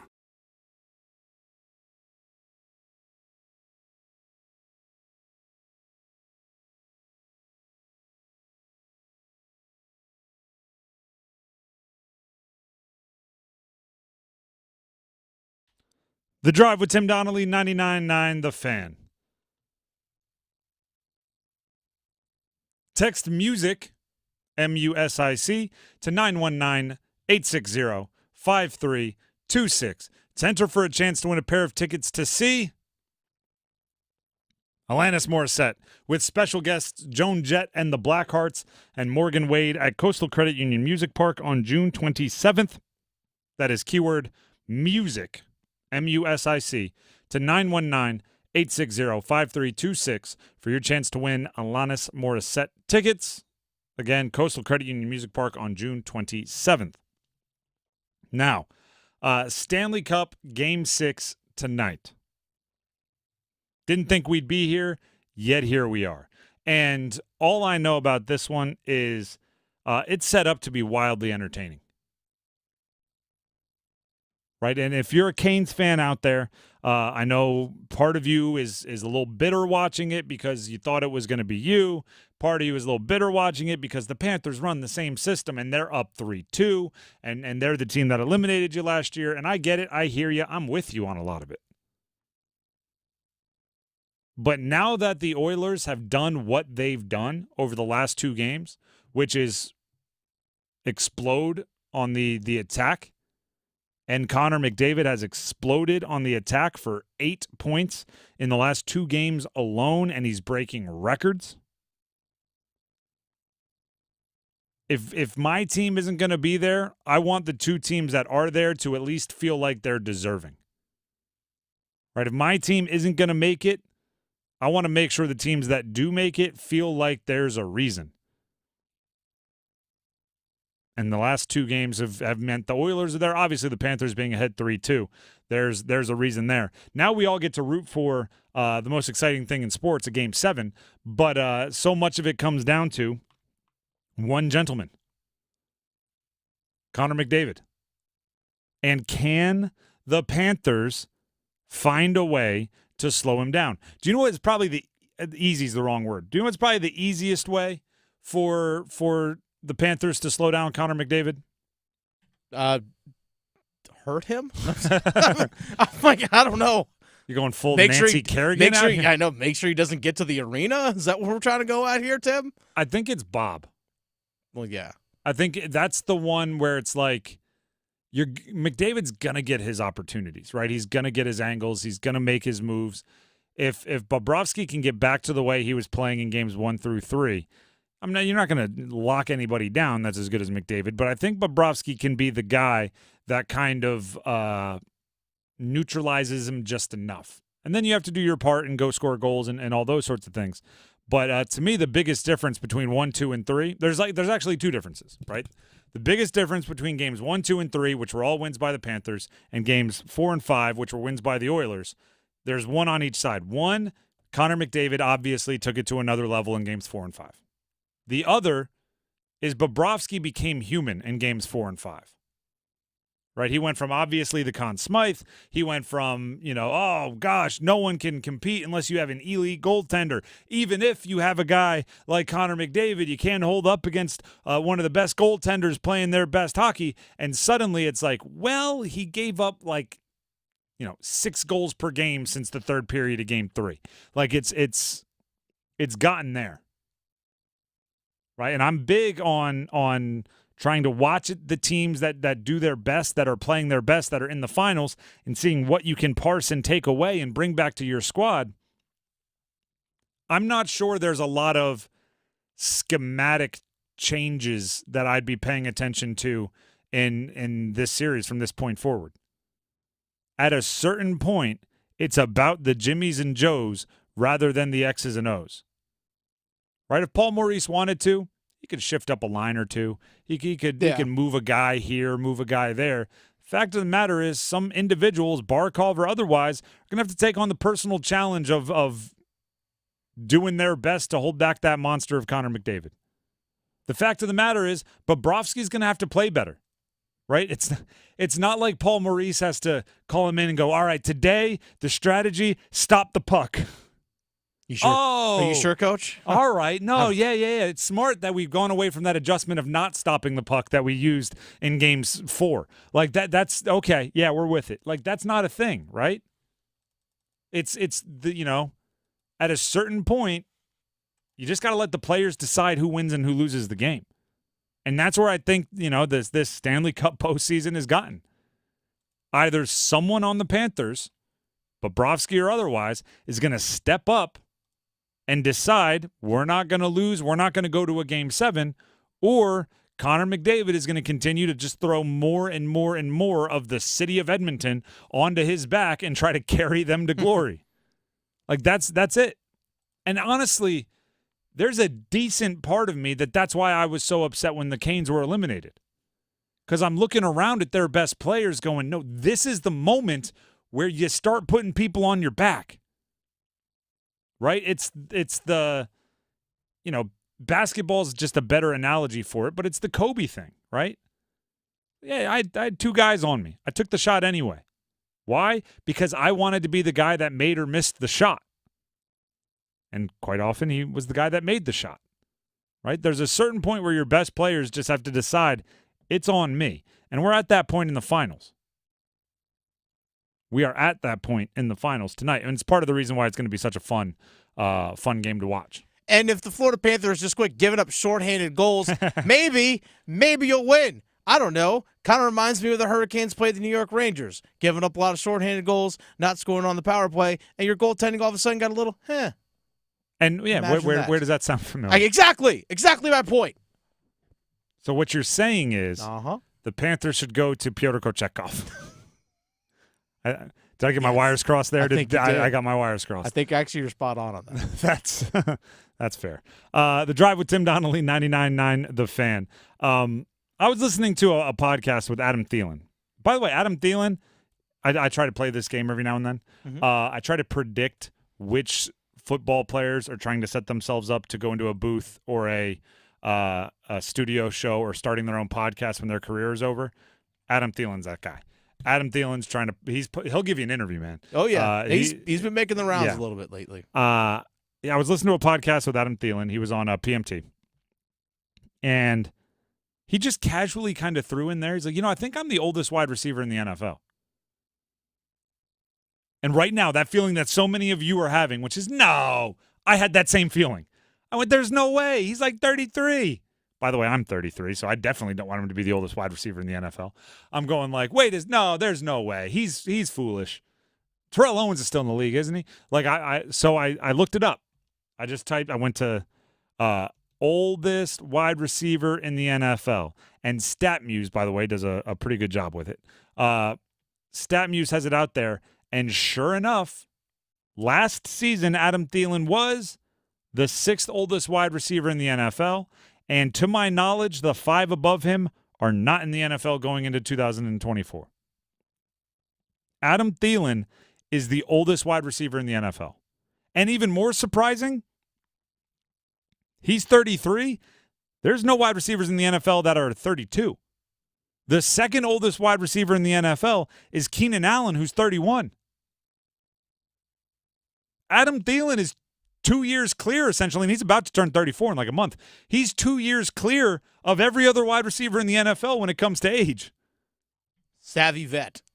Wily veteran. Old man at the Y, right? Playing basketball, you got the old guy with the 2 knee braces. He's all pump fakes and communication, right? Every time his guy moves and he's on defense, he's like, switch, switch. Which, once I learned this, once my brain went back into my skull from being blown away by the fact that the oldest wide receiver in the NFL is 33, and he's the only wide receiver older than 31, once I came to grips with that, I went, are we assuming too much from Adam Thielen? Just earlier this week, we were talking about Jonathan Mingo, and I went, all right, well, you have Deontay Johnson as your number 1, Adam Thielen is your number 2, Xavier Legette is your number 3. I did not even consider, should Adam Thielen be depended upon as a number 2? He had 100 catches last year as a number 1 wide receiver in the NFL. But anytime you're the oldest at your position, we have to ask the question, is the cliff coming? And oh, by the way, wide receivers, they age like quarterbacks. And what that means is they don't until they do all at once. It's not like, well, he had 1,100 yards, and the next year 1,050, then the next year 1,025, then the next year 950, then the next year 800. It's like he had 6 consecutive years of 1,400 yards, and then he didn't tally 1,400 yards for the rest of his career. Like they drop off quickly. And oh, by the way, you start looking at last year, Adam Theilen definitely tailed off towards the end, right? I remember doing the segments here on this show where it's like through 9 games, he's on pace for 1,400 yards, 11 touchdowns, and 137 catches. I'm making that up, but we did those on pace for segments, and it wasn't a small sample size. But then like the last 6-7 games, it was just tailed off. Now, what I attributed it to at the time, and what many did, is the coaching changes, the fact that they weren't in the running for the playoffs, and he's a veteran, and he was good friends with Frank Reich, and maybe it was a little bit of a bummed, pouting, whatever you want to call it. Could he have just been an old guy that got tired? Sometimes the simple answer is the right answer. Could have just been gassed. I think we all were tired at that point in the season, let's be honest. I think everyone was mentally just fried. Practice squad Mike was ready to roll. Yeah, exactly. Practice squad Mike was ready Emir to roll. Smith-Marset was like, throw it deep. Adam Thielen was like, yeah, throw it to the young guys. Like, let them run. He might be getting to the point in his career where he is a coach on the field. He is a great mentor for the young wide receivers, but maybe you don't expect him to get 80 catches. And that's crazy to me because he had 100 catches last year. But he's the oldest wide receiver in the NFL by 2 seasons. Yeah, but if Deontay Johnson's catching 100, and let's say Xavier Legette's catching like 65, then okay, if he gets 80, that's fine. Yes. I just want to make sure we're not expecting him to be like the number 1 wide receiver in case of emergency. Yeah, break glass. Like carry the workload. He's officially what I believe as a number 1 wide receiver. As a number 3, a guy that's on and off the field, 33 is plenty young enough. 34 is plenty young enough. But as a number 1 wide receiver, he's officially the small little donut tire that you keep under your trunk. Yep. Which is, yeah, he'll get you to the nearest gas station, but you probably shouldn't drive cross country with him. No. Right? Like, yeah, I'll give you 2 or 3 games where I'm give me 13, 14 targets, watch what I do with it. But if like week 6 you try to turn it over to him, not meant for the highway. Not meant for the highway. Just get you somewhere where you can wait safely for the tow truck. Hopefully Deontay Johnson won't be out long. But it also shows the importance of Deontay Johnson and the importance of the availability and development of Xavier Legette and Jonathan Mingo. There's no one else in the NFL depending on a wide receiver as much who's anywhere near his age. You could even argue Keenan Allen at 31, the second oldest wide receiver in the league. The Chicago Bears might be more prepared for Keenan Allen to fall off than the Panthers are for Adam Thielen to fall off. And Keenan Allen is, quite frankly, a better wide receiver who is 2 years younger. If you're interested in other old wide receivers, just because this is a fun game to play, Adam Thielen's 33, Keenan Allen's 31, DeAndre Hopkins is 31, Devontae Adams is 31, Odell Beckham is 31, Robert Woods is 31. There's a lot of good 31-year-old wide receivers. Is there a world where all those guys are out of the league in 2 or 3 years? Yes, there is actually. That's wild. Brandon Cooks 30, Mike Evans 30. Times are changing, my man. This is Garrett Wilson and Justin Jefferson and Jamar Chase's league, isn't it? The Puka Nacua. The Drive with Tim Donnelly, 99.9 The Fan. It is time for the Storm Tracker. Storm Tracker, where we talk about the biggest rumors surrounding the Carolina Hurricanes offseason. Who are they interested in? Who are they going to re-sign? Who are they going to trade? Give me the rumors. Give me the juicy stuff. Dennis, what are we talking about? Well, there was the conversation we had late in yesterday's show. Actually, there's 2 things here. One, Pierre LeBrun of The Athletic, also of TSN, one of the national hockey media guys, Pierre LeBrun, said yesterday that teams that are interested in Martin Necas, that maybe the asking price is too high for a trade. Well, you could always potentially sign the potential restricted free agent to an offer sheet on July 1st. Well, the man who just pretty much squashed that rumor is the actual Carolina Hurricanes GM himself. This is earlier today on your show, Tim, on this show, Eric Tulsky about offer sheets. I'm not that worried about offer sheets. I mean, first of all, they're pretty rare. Second of all, we have plenty of room to match any offer sheet, and so it's pretty unproductive for a team to do that. If a player doesn't want to be here and signs an offer sheet, he's making a mistake because he knows we're going to match and he'll end up here. So it's not really a route that I expect to see anyone take. Okay, so squash that one, Tim. That's fantastic. If a player doesn't want to be here and signs an offer sheet, they're making a mistake. Mm-hmm. There's no shades of gray there. Nope. There's no like, well, what do you think he meant? It's like, oh, he said it was his chest. Eric Tulsky making it very obvious. Stood on business. And we the first question was like, what were the first couple days on the job? He said, I've been talking to agents. I've been talking to other teams about trades, right? The phone has been busy over the last 3 days. If he's saying that to agents, point delivered, right? Message sent, message received, and we will adjust accordingly to our game plan.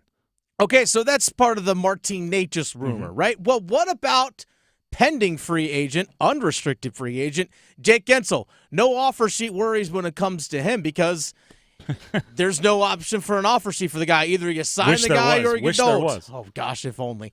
But nonetheless, he looks like Jake Guentzel is going to get to free agency on July 1st, but Elliot Friedman, another one of the national hockey guys, actually, let's just say North American hockey guys, because a lot of these guys are Canadian-based. Oh, true. But nonetheless, Sportsnet.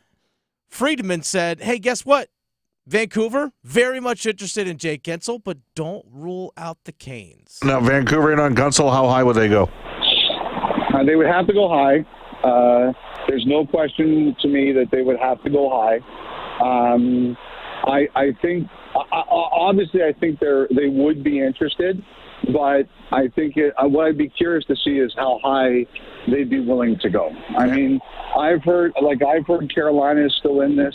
I'm sure there's other teams that I haven't thought of either, but I still think Carolina's in this too. What?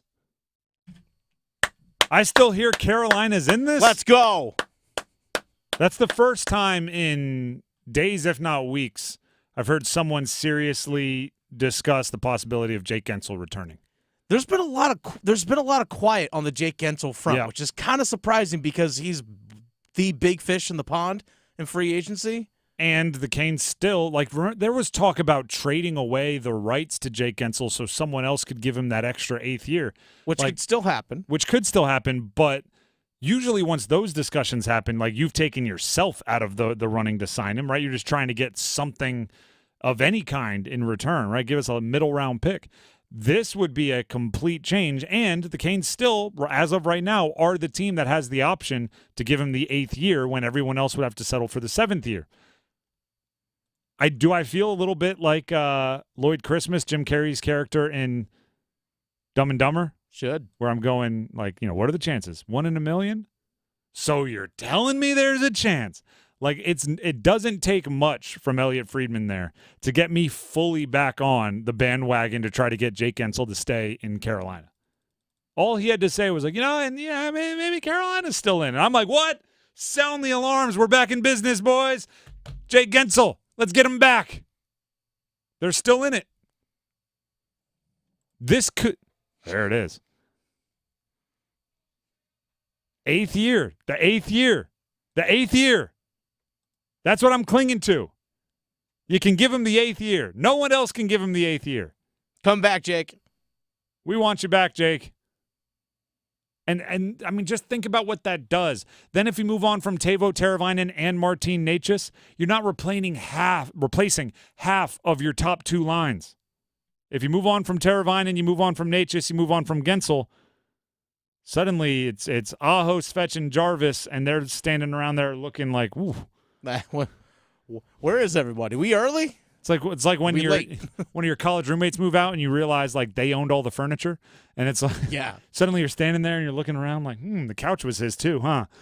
We got to get camping chairs. We have no silverware. Yeah, that's what he's dealing with. So I Like, let's go back to the beginning, right after the season. I may have been a week after. We let the body cool first. But we each gave 0 to 5 how prioritizing, where in the priority list are you putting this free agent? We listed them all. And both you and I think you might have put a 7 out of 5. I did. I put a 5 out of 5. You put a 7 out of 5 on bringing Jake Guentzel back. And then we both, I think, slowly watched our hopes and dreams and wishes of him coming back dwindle, and we probably came to grips with it already, and now I'm right back. Right? And maybe I'm setting myself up for heartbreak. Maybe all of you right now are when you see your friend, they get like a hey, what have you been up to text from the ex that broke their heart. And you're just like, no, don't fall for it. You're finally moving on. And well, let me just tell her what I'm up to. Let me just say, nothing, hanging out, thinking of you. Like maybe that's what I'm doing with Guentzel right now. Elliot Friedman just said, I heard Carolina's still in, and I'm like, I never stopped thinking about you, Jake. I made you a mixtape. And you're looking at me going, oh, no, this isn't going to end well. Maybe that's the case, but at least for right now, I have some hope. At least for right now, I have some hope. The Drive with Tim Donnelly, 99.9 The Fan. When we come back, it's time for real, bold predictions. Stick around. Evan, Canty, and Michelle are unsportsmanlike. I believe that dynasties are the most important thing to the success of a sport. I believe sports are at their peak when dynasties exist.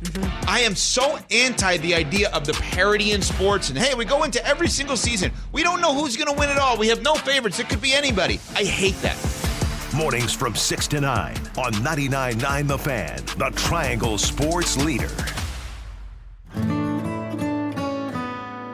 It's the first day of the first grade, and she found a new best friend. It's a laid-back Sunday afternoon, you wish would never end. The homemade taste of Bluebell and good friends gathered round.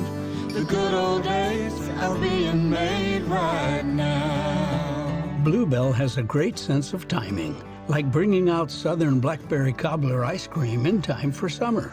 Rich ice cream with luscious blackberry flavor combined with flaky pie crust pieces and a blackberry swirl. The perfect summertime treat. The good old days are being made right now. The good old days are being made right now. Look for Bluebell ice cream at Walmart Supercenters and Walmart Neighborhood Markets. Our state's future begins with our students. That's why the North Carolina Education Lottery has contributed over $10 billion to education. Through scholarships, school construction, support staff, and pre-K programs, lottery dollars move our state forward, helping students become the best versions of themselves. Visit movingncstudentsforward.com and share how your student or school community has benefited for a chance to earn $2,000 for your story. Must be 18 to play. Problem gambling helpline 877-718-5543. If you see me stopped in the McDonald's drive-thru, just staring at the menu with my "what should I order" face, don't interrupt. It's the most important decision I'll make all day. Enjoy savings every day when you get a McDouble, McChicken, and other faves. Buy one, get one for $1. Plus, get any size Dr. Pepper for just $1.29. Price and participation may vary. Valid for product of equal or lesser value. Cannot be combined with any other offer or combo meal. Hey, it's Victoria with 99.9 The Fan. It's Men's Health Month, and I'm talking with Dr. Ashish Patel with Wake Med Heart and Vascular. He's an electrophysiologist, and one of the things that you deal with is atrial fibrillation, or AFib. What exactly is that? So atrial fibrillation is the number one most common heart rhythm condition out there, and it, in general terms, is an irregular heartbeat. Our heart has a normal cadence. It goes lub-dub, but when it gets irregular, it's called atrial fibrillation. Now, the problem with that is that it can sometimes lead to strokes, heart failure, and other bad consequences. So we really want to be very careful when we manage our patients and help patients detect AFib when it's happening. And what can a lifestyle change do to help this? It's a huge part of this. So controlling blood pressure, controlling weight. If you have sleep apnea, using your CPAP mask is critical. So lifestyle is a big part of AFib management. Well, if you need more information, head over to Wake Med Heart and Vascular. Just visit wakemed.org. Batter up. Theater Raleigh presents Bull Durham, a new musical playing Duke University's Reynolds Industries Theater in Durham, September 10th through the 22nd. Based on the classic movie, the film's original screenwriter Ron Shelton has adapted the story for the musical, so you can follow Crash Davis's Durham Bulls story and his romantic love triangle in a new genre. The perfect blend of comedy, drama, and steamy romance. Get your tickets for Bull Durham, a new musical, today. Details and ticket info at theaterraleigh.com. Ready to step into a healthy and active lifestyle? Come to the Good Feet store and experience the difference. Discover how a simple step can lead to a life of pain-free possibilities.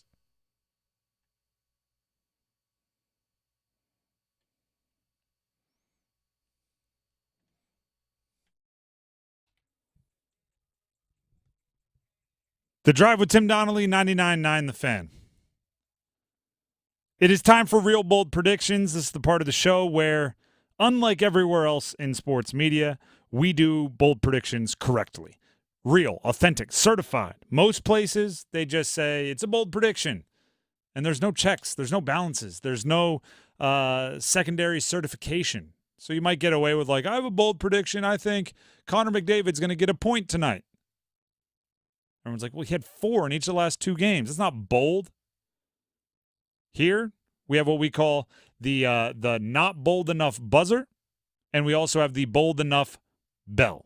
And the way it works is I'm going to make a prediction that I think is bold, and Dennis will listen to it, and if it is bold enough, he will give me the bell. If it is not bold enough, he will give me the buzzer. In the case of the buzzer, I have to make it bolder on the spot in real time. You will hear me struggle through it until eventually we get the bell. Now, Dennis is actually on the phone in there, and he seems quite concerned with what's going on the phone. All right, we heard the bell. There's the better bell. And there's the buzzer. All right. So in the meantime, while he figures out what's going on in there, and I'm always nervous when people in the producers' rooms are doing things because it means I don't get to know, and I don't like being not in the know. While we wait for him to get set, I'll remind you to follow us and subscribe on YouTube, 99.9 The Fan. We put up not just clips from our show, interviews like the one we had earlier today with Eric Tulsky, the GM of the Canes, but also there's Panthers Playbook, the podcast. There's Canes Corner, the podcast. There's Pack Therapy, the podcast. So if you are a Panthers fan, a Canes fan, a Wolfpack fan, or a fan of any of the teams really in the market, we put up content for everybody. You want to make sure you are subscribed to 99.9 The Fan on YouTube. And then if you comment and if you interact, there's a good chance you could hear your very own thoughts and questions and debates live right here during a feedback frenzy on The Drive with Tim Donnelly. Dennis, are we ready to roll? We're getting a nod. Is that a yes nod, a no nod? Yes, all right. So real bold predictions. I'm actually going to change this one up because I wasn't 100% sold on Eric Tulsky's decisiveness until earlier today when I spoke to him. So I'll go with this. Seth Jarvis, long-term extension by Monday. Didn't Tulsky just sound – he sounded like he had something that he was behind his back that he was ready to pull out. I'm surprised you didn't ask him, so hey, look, Eric, it's just us here. You just want to go ahead and let us know what the Seth Jarvis terms are? Just go ahead and let us in. Get done? Just go ahead and just let us know. That's fine. It's just us here, Eric. I mean, he's talked about it publicly before, where he's a great player. His agents want he wants a long-term deal. Is there? We want a long-term deal. It's just finding the terms. I think it's done by Monday. I think over this weekend they want it done by the 4th of July. Yeah, you want it done before free agency and all Seth that. Jarvis just seems like a guy that's going to want to be on a lake or somewhere hanging out, knowing how much money he's going to make for the next 6 years. Yeah, 8. Yeah, 8 years, Tim. We want it for the next 8 years. But it's also, I think it's vital for a guy like Tulsky to have that known going into free agency. So when you're signing guys to 2, 3, 4-year contracts as free agents, you know what your cap situation is going to look like not only this coming year, but the year after that, the year after that, and the year after that, and so forth. He could have broke this news. What's that? 7 minutes ago on Twitter, the Canes have re-signed defenseman Ty Smith to a 1-year, 2-way contract. What? May have actually been doing that while he was on the show. He with may us. have been. He's like, I got to talk to Tim. Hold on. Let me talk to this radio guy real fast. How much? 775? All right. Next up, Connor McDavid, 2 goals, Game 6. This is my test to see how nuclear Connor McDavid has been going. Connor McDavid, 3 goals, Game 6. Connor McDavid, 4 points, Game 6. He's had 4 points in each of the last 2 games. That's How not many bold. times in NHL history has somebody gone 3 consecutive games with 4 points in all elimination games? I don't know, but Stanley he's Cup about Finals? to do it. So what about 2 goals and 4 points? He just did that last game. So what you're saying is it needs to be a hat trick and at least 1 assist. It has to be 3 goals and another assist. Okay, there we go. That's how absurd Connor McDavid is. I know. It's exactly. To become bold, it has to be 3 goals plus. By the way, if it's 4 goals, I'm taking that as a win. Well, yeah, absolutely. You should. We'll go College Baseball World Series quickly here. So I think he'll be taking that as a win, too. I think the Oilers, they'll at least be taking the Conn Smythe. Tennessee scores 8 runs Saturday versus Texas A&M. By the way, both of these teams are averaging double-digit runs per game in the postseason. Yeah, but now you got to face tough pitching. They also, they do a good job at stopping other teams from doing that, but that's just absurd. Tennessee, I think, we'll make our picks later. This one's fun. Tua Tagovailoa becomes the highest paid player in the NFL by the end of the show on Monday. I think it's one of those things where it's not, are you good enough? Are you the best? It's just, if you're a franchise quarterback in the NFL, when it's your turn to sign, you break the record. This is the going rate. If I'm Tua, I'm not signing for less than Trevor Lawrence. Oh, God, no. Right? And Trevor Lawrence is the highest paid per year. Obviously, guaranteed money's different, but per year, he's the highest paid player in NFL history. If I'm Tua, I'm not signing less for than Trevor. I think it's he and Joe Burrow. Yeah, they're tied. Yep. Yeah, $55 million a year. Trevor Lawrence and Joe Burrow are tied at the top. Yeah. I mean, I'm hearing some saying that Jordan Love shouldn't sign for less than Trevor Lawrence. Jordan Love played extremely well for 12 games. Yeah. For it was one good. season. It was good, don't get me wrong. Oh, he was awesome. But it's a small sample size. Well, yeah, let's pump the brakes here, people. We'll stay in that same realm. We'll go Monday at the end of the show. All right. CeeDee Lamb, highest paid wide receiver in NFL history. By Monday? By Monday. I think we're going to start seeing some of these bigger deals come down because why not, right? Why wait? And teams are going to start to realize the longer we wait, the more likely other teams are to sign their guys, and then our market just goes up. So CD is somebody, I think he wants to get paid every which way. The Cowboys, I think they don't want CD going anywhere. Nor do you want that. Before Jamar Chase, before Tyreek can restructure, CD, I think he could get paid. I'm kind of into this by Monday thing. Mm-hmm. So Monday by the end of the show. Okay. Martin Necas is traded.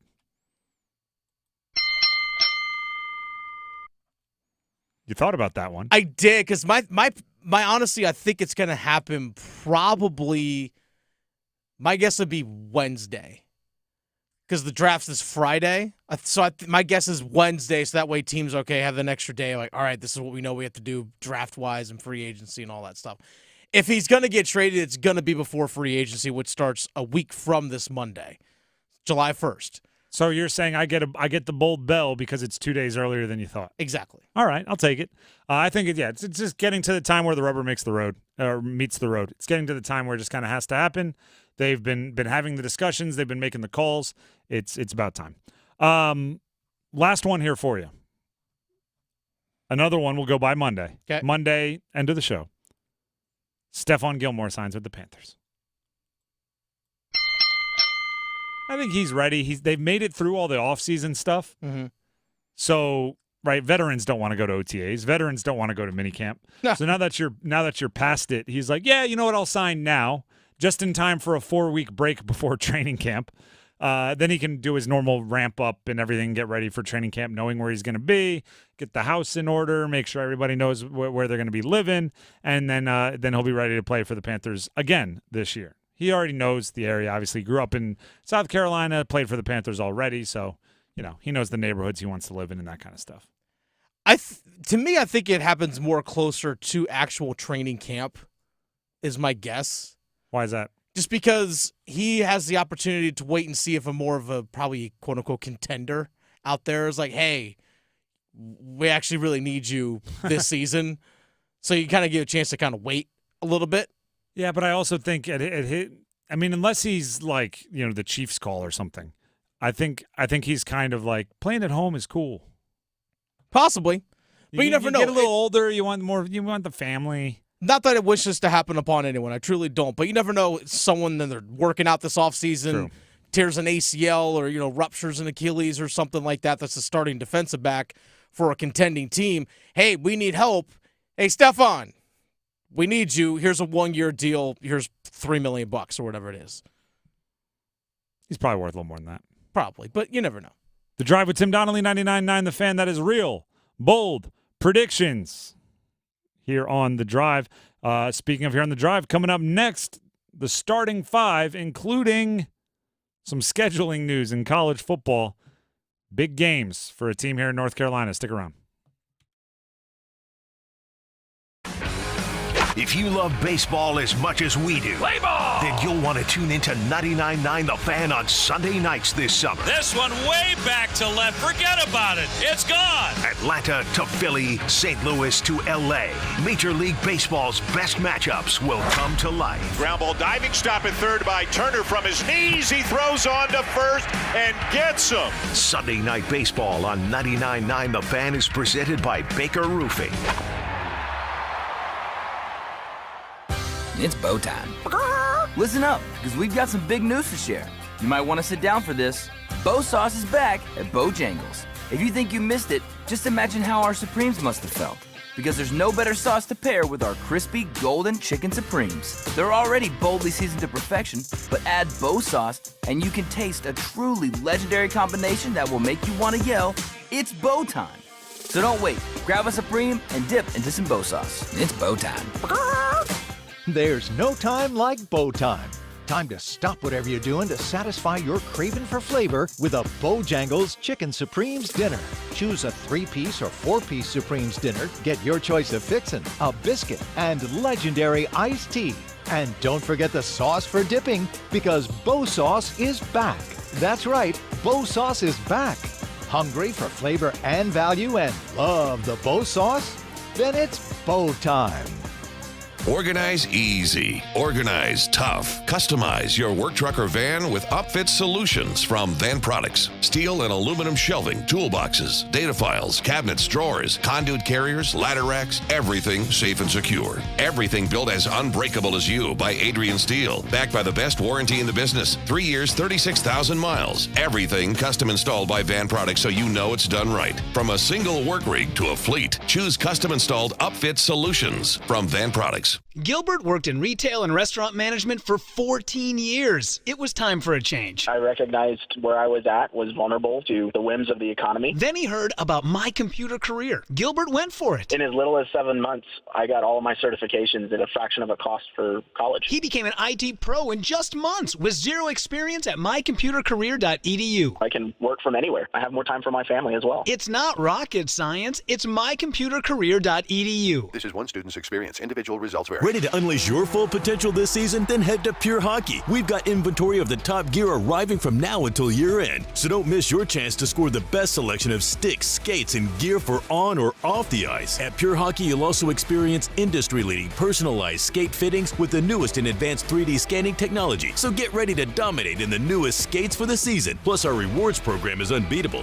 Head to your Wake Forest Pure Hockey store plus 2 other nearby locations and start earning today. Pure Hockey, your ultimate hockey headquarters. Houston, permission to detach boosters. Negative, Commander. You're off course for the moon. Sensors show something massive on board. Did you bring additional items? Only the new loaded scratch-offs. Those are loaded with $50, $100, $500, and $2,000 prizes. You're on a trajectory towards Mars. Nice. First person on Mars. Take that, billionaires.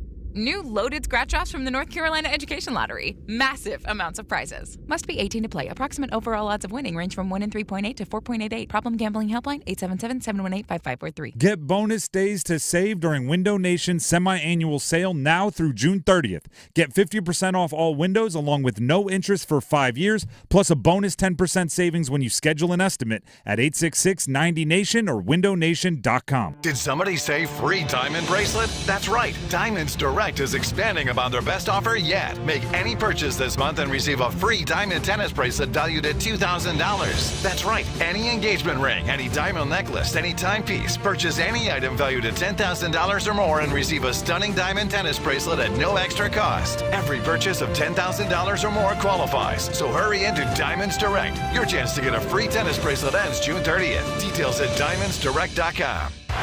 This hour of the Triangle Sports Leader is powered by Ritchie Law Firm Injury Lawyers. He scores! What a comeback! Visit GotBryan.com. That's GotBryan.com. WCMC HD1 Holly Springs. Take us with you on radio, web, app, Alexa, and YouTube. 99.9 The Fan, the Triangle Sports Leader. I'm WRAL meteorologist Kat Campbell. Mostly clear skies are in the forecast tonight. Temperatures dip into the lower 70s. We just have a 20% chance of rain this weekend. The big story is the dangerous heat. We have a high of 97 both Saturday and Sunday. The heat index 101 on Saturday and 107 Sunday. Weather update brought to you by Newcomb & Company, where your comfort is their business. Visit newcombandcompany.com. 5 o'clock check of your money. Dow Jones is up 15 points to 39,150. It's 5 o'clock. Time to serve up the biggest sports stories of the day. Here comes your starting five. The Drive with Tim Donnelly, 99.9 The Fan. 5 o'clock on a Friday. Congratulations, everybody. You made it to the weekend.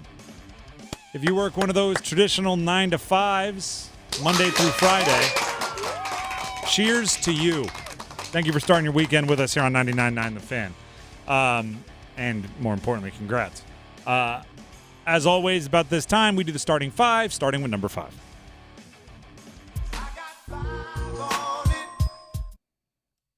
The Stanley Cup, Game 6 tonight. You can listen to that here on The Fan, by the way. There it is. You can listen to that right here on The Fan. Here's the way I look at this. Feels like we've been here before, doesn't it? Down 0-3. Win 2 games to force a Game 6. Mm-hmm.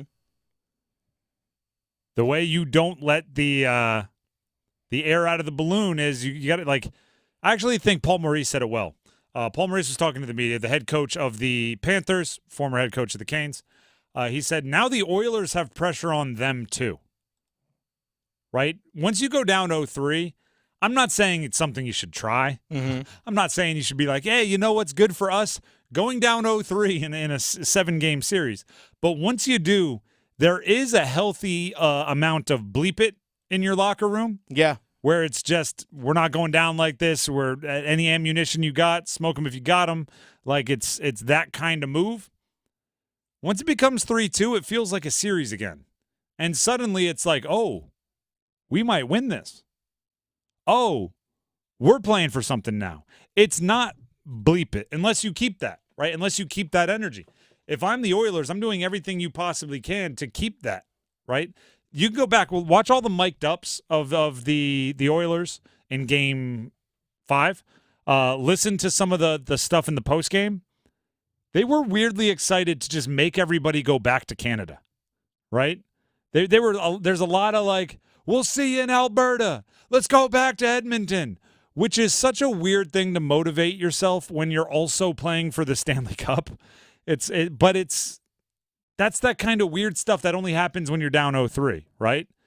Everybody thinks it's good because I don't know if you remember this. It was a long time ago. It was like 4 days ago. After the Oilers won Game 4, there were actually, and this is mostly social media fans, but they were fans of the Panthers saying, yeah, they didn't want to win Game 4. They wanted to close it out at home. They wanted to have the raucous atmosphere at home. Course. So then I do think the Oilers, I don't know if they heard that specifically, but it did feel like the Panthers really wanted to finish it at home. So now it's like, go back to Alberta, go back to Canada. You can't feel like you accomplished a goal by just extending the series. Tonight, it's about keeping that same attitude that got you games 4 and games 5. You don't want to suddenly play with your back tight, suddenly play pressing simply because you won a couple games. You're still one game away from elimination, right? You still need to play with a little reckless abandon.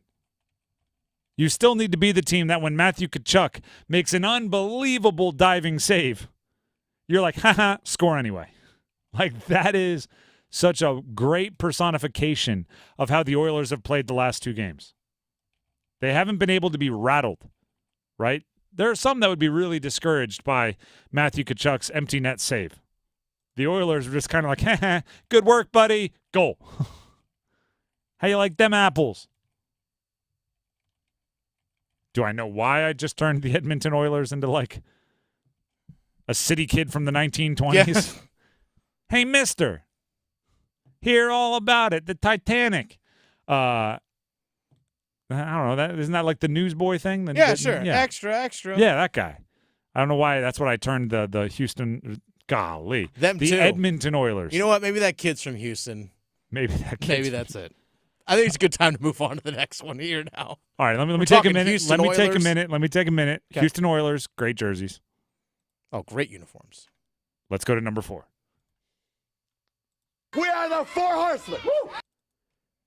Campbell baseball coach Justin Hare, who won 317 games and 5 Big South championships in 10 seasons as the head coach at Campbell, is the new head baseball coach at Ohio State. Whoa. That's a move right there, isn't it? He built a strong program at Campbell, by the way. There's a reason why they were hosting NCAA regionals. He had been there, I believe, 17 seasons in some capacity. And now he goes to be the head coach. Should I call it the?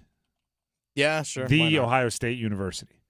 That's an interesting move, okay? First of all, it does feel like a giant jump. I know for me, just the name recognition, I was like, whoa, that feels like he skipped a couple steps. Mm-hmm. Big Ten baseball, it's not like jumping to the SEC. Big Ten baseball. It's a little different. It's a northern school, which is always going to be tough for baseball. You're going to have to go on the road for a month and a half to start your season. But they have about as much success as their basketball programs. Obviously a bummer. That's funny. It's a bummer for Campbell, okay? Acknowledge that. The Camels, bummer. They did put out a nice, thank you thing for the leadership, dedication, countless memories, titles, wins, and so much more. Thank you, at Justin Hare. You're getting a good one, Ohio State baseball. That's a tweet from Go Camels. Go Camels, Campbell Athletics.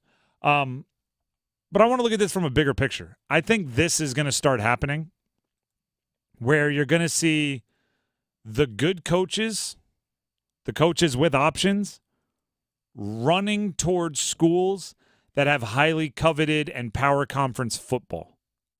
Because in the future of college sports, it seems like the only athletic departments that feel safe at all are the ones that have that tentpole football program leading the way.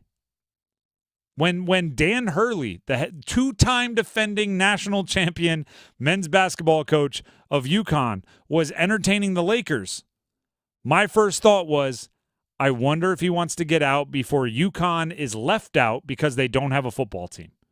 And when they do have a football team, but just not one that would be invited to any of the cool parties.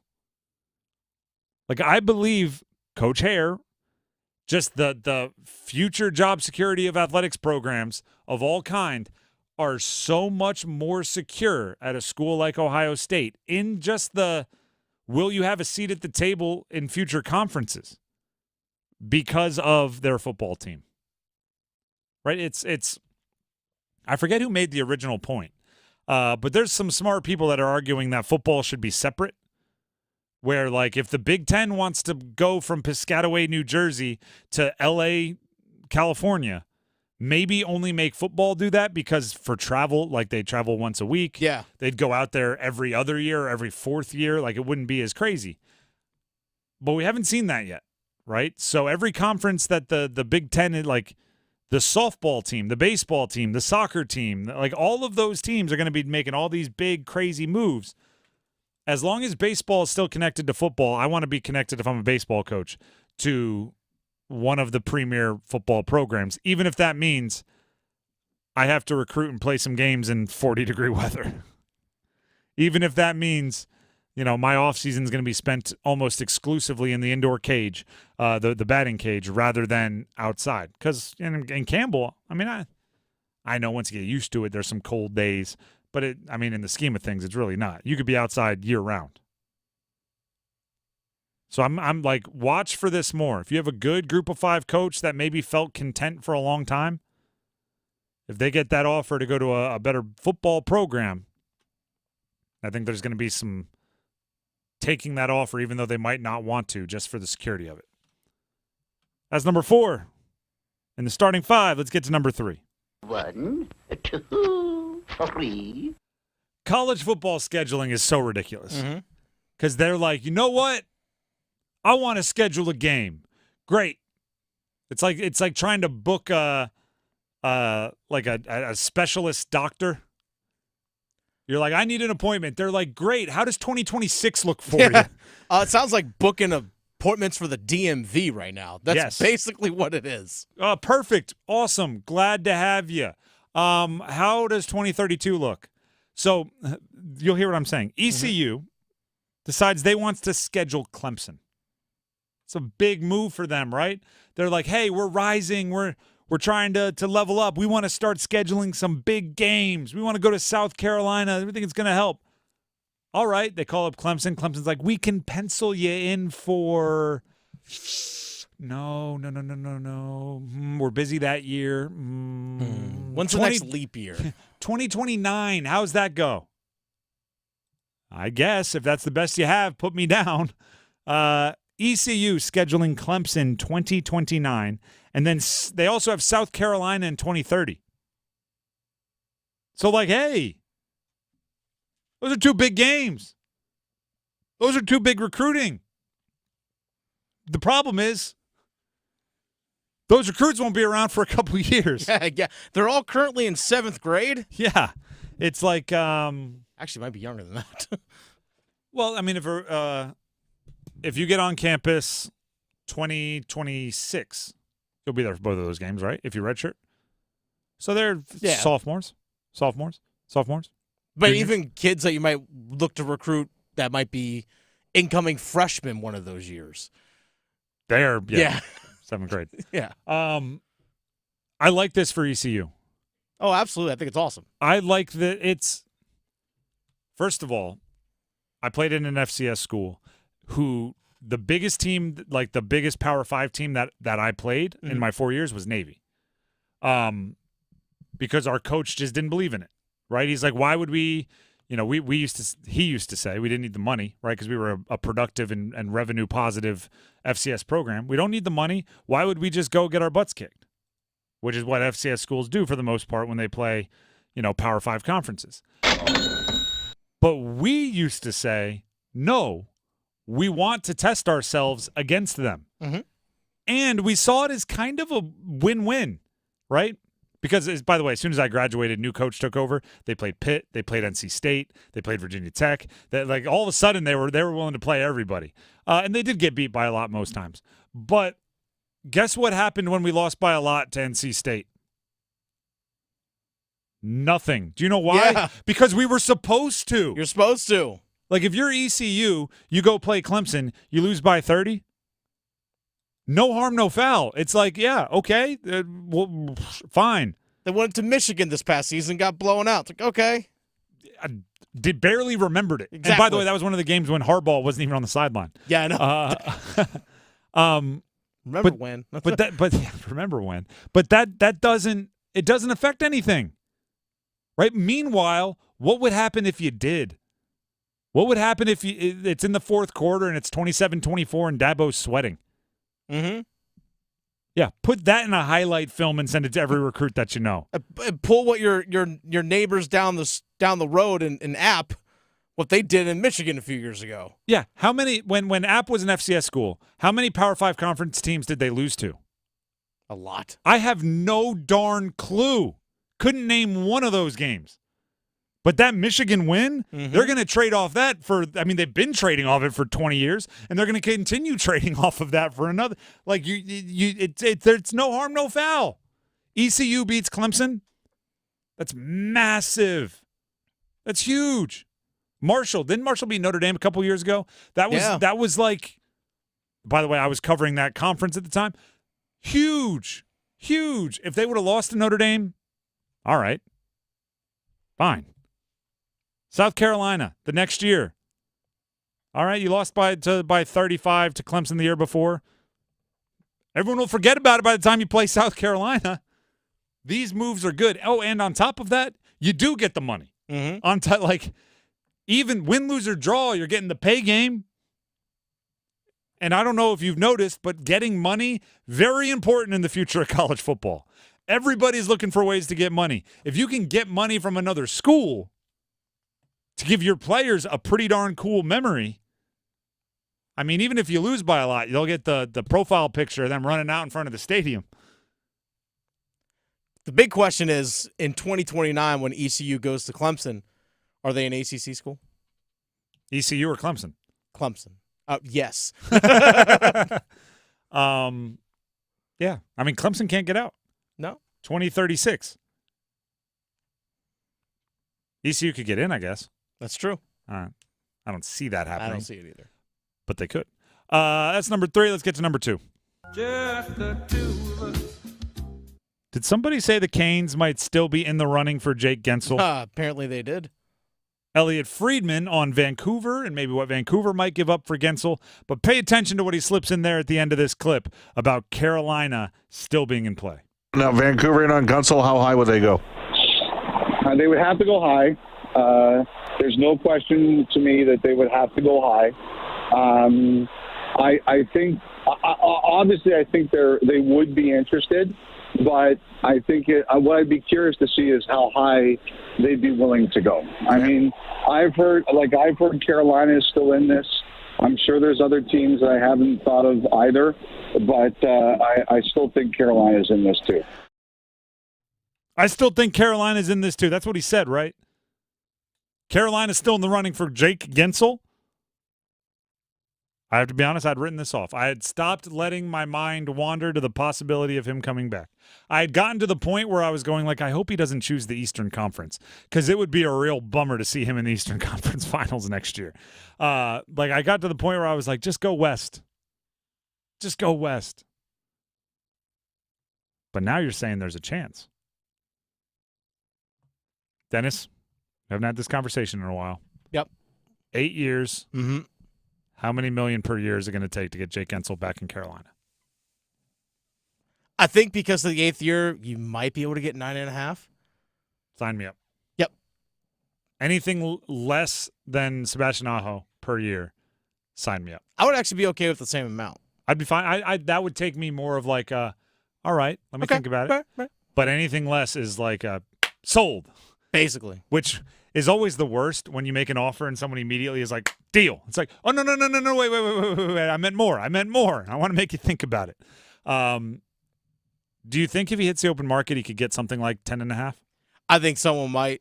I think a school out there, a team out there might offer him 10.5. I think that's hard for him 11. to turn down. Yeah, especially the way the cap jumped up. But that 8th year, man. Exactly. Jake Guentzel. Kane's still in the running, and I like that. I like that it's seen as like, hey, you're still gonna have to beat the Carolina Hurricanes. Gosh, it's a Friday. I'm gonna mess up every team. I'm just start calling them Carolina. I like that it's like, yeah, Vancouver, they could pay a lot. Yeah, they're interested in paying a lot. Yeah. But Carolina's still in the mix. I like that they're that team. Yep. Right? Because I guess who else is probably interested in Jake Guentzel? Everyone that has cap space. Everybody that has like a chance to make it happen is interested. But I like that he's like, no. I heard the Canes are still interested, because if people are talking about it, like, oh, the Canes are still in the running, that means like they're still in the running. Canes are still in the running. I want him back. I do. I absolutely do. I'm all the way back in now. I've said it before. He is the best winger that Sebastian Aho has played with. And he just fits Sebastian Aho. Mm-hmm. The only thing I wish, and this is, I mean, as nitpicky as it gets, if he could be like 2 inches taller, 10 pounds heavier. That's all. The only thing I'd be looking for. Sure. But then he'd probably be 12 a year. So Yeah, actually 2 inches shorter, 5 pounds lighter. Then he'd be also right. Seth Jarvis. Then he'd be right in our wheelhouse as far as salary. That's number 2. Let's get to number 1. Number 1 is Jim Phillips, ACC commissioner, showing his teeth to Florida State and Clemson. I'm going to be honest, it is a bit of a rock and a hard place. I really, really dislike what Florida State and Clemson are doing to the ACC. I don't think they have an actual leg to stand on. I think they're throwing a hissy fit. I think they just they're suing the ACC because they're big, bad in their own mind, Florida State and Clemson, and they don't like not getting their way. I don't like that, and I think it's detrimental to the ACC. However, I do think, I like to consider myself the lead activist for players' rights. I don't want to take it out on the actual players for those schools. And I think it's healthy for the ACC if, while members of the ACC, those two schools do well and win, right?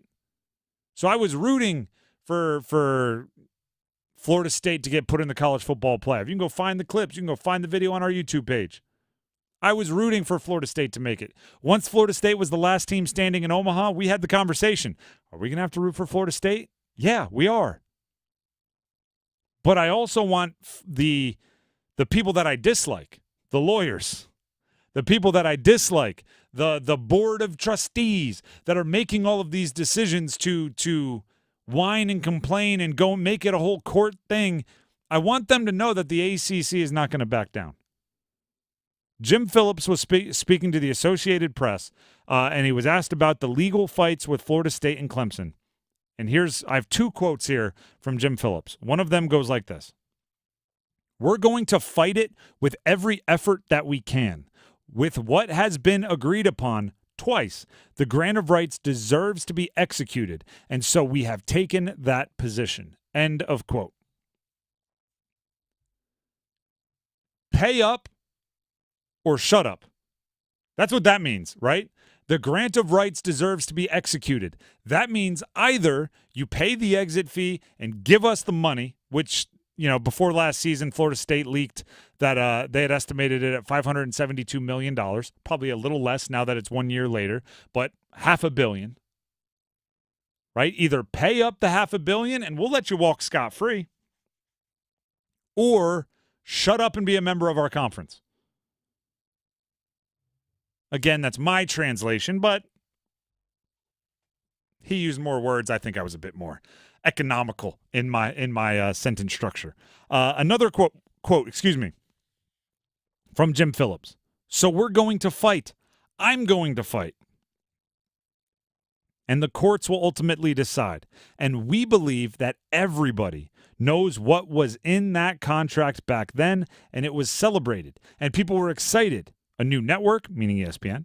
We just lost Maryland, and it was a chance for unity and togetherness and the rest of it. That, to me, is almost a taunt, right? That's almost, you don't like the grant of rights? You loved it back then. Oh, it's not just something's wrong with it. Something's unenforceable. You celebrated it back then. You loved it. You loved it. Oh, this was your favorite thing. We were ahead of the game and everything. You felt like you were sticking it to Maryland, who left. We had ESPN. We had everybody jealous of us. Now, just because it's gone another direction, you don't get to bail. I mean, this is the vibe you give anytime you have someone in a contract, right? Anytime you have someone in a contract that's favorable for you, you're looking at them going, probably shouldn't have signed that contract. But since you did, you got to deal with it, right? Like, imagine this, because let's not be any kind of like hiding the facts. The SEC and the Big Ten have better media rights deals. Yeah. They do. But imagine, like, I sign up for a mortgage, and then my friend down the street gets a better price on their house, and I'm just going, I think the mortgage that I signed is not enforceable because, well, obviously I should have paid less because they paid less. That's essentially what Clemson and Florida State are trying to do, right?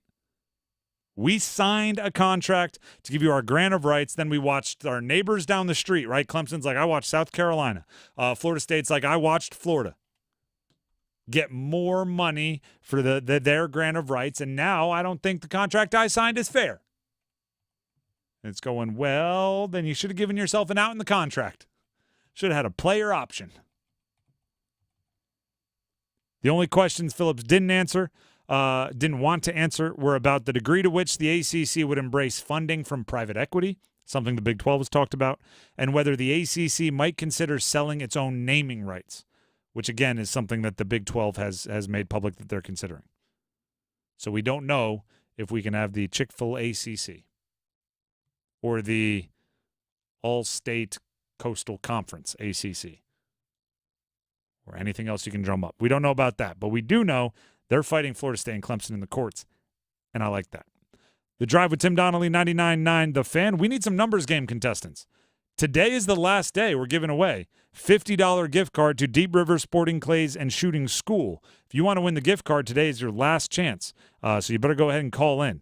To win, you need to play the numbers game. To play the numbers game, you need to call in now. The number is simple, 919-860-5326. That's 919-860-5326. I want a 5 for 5 on a Friday.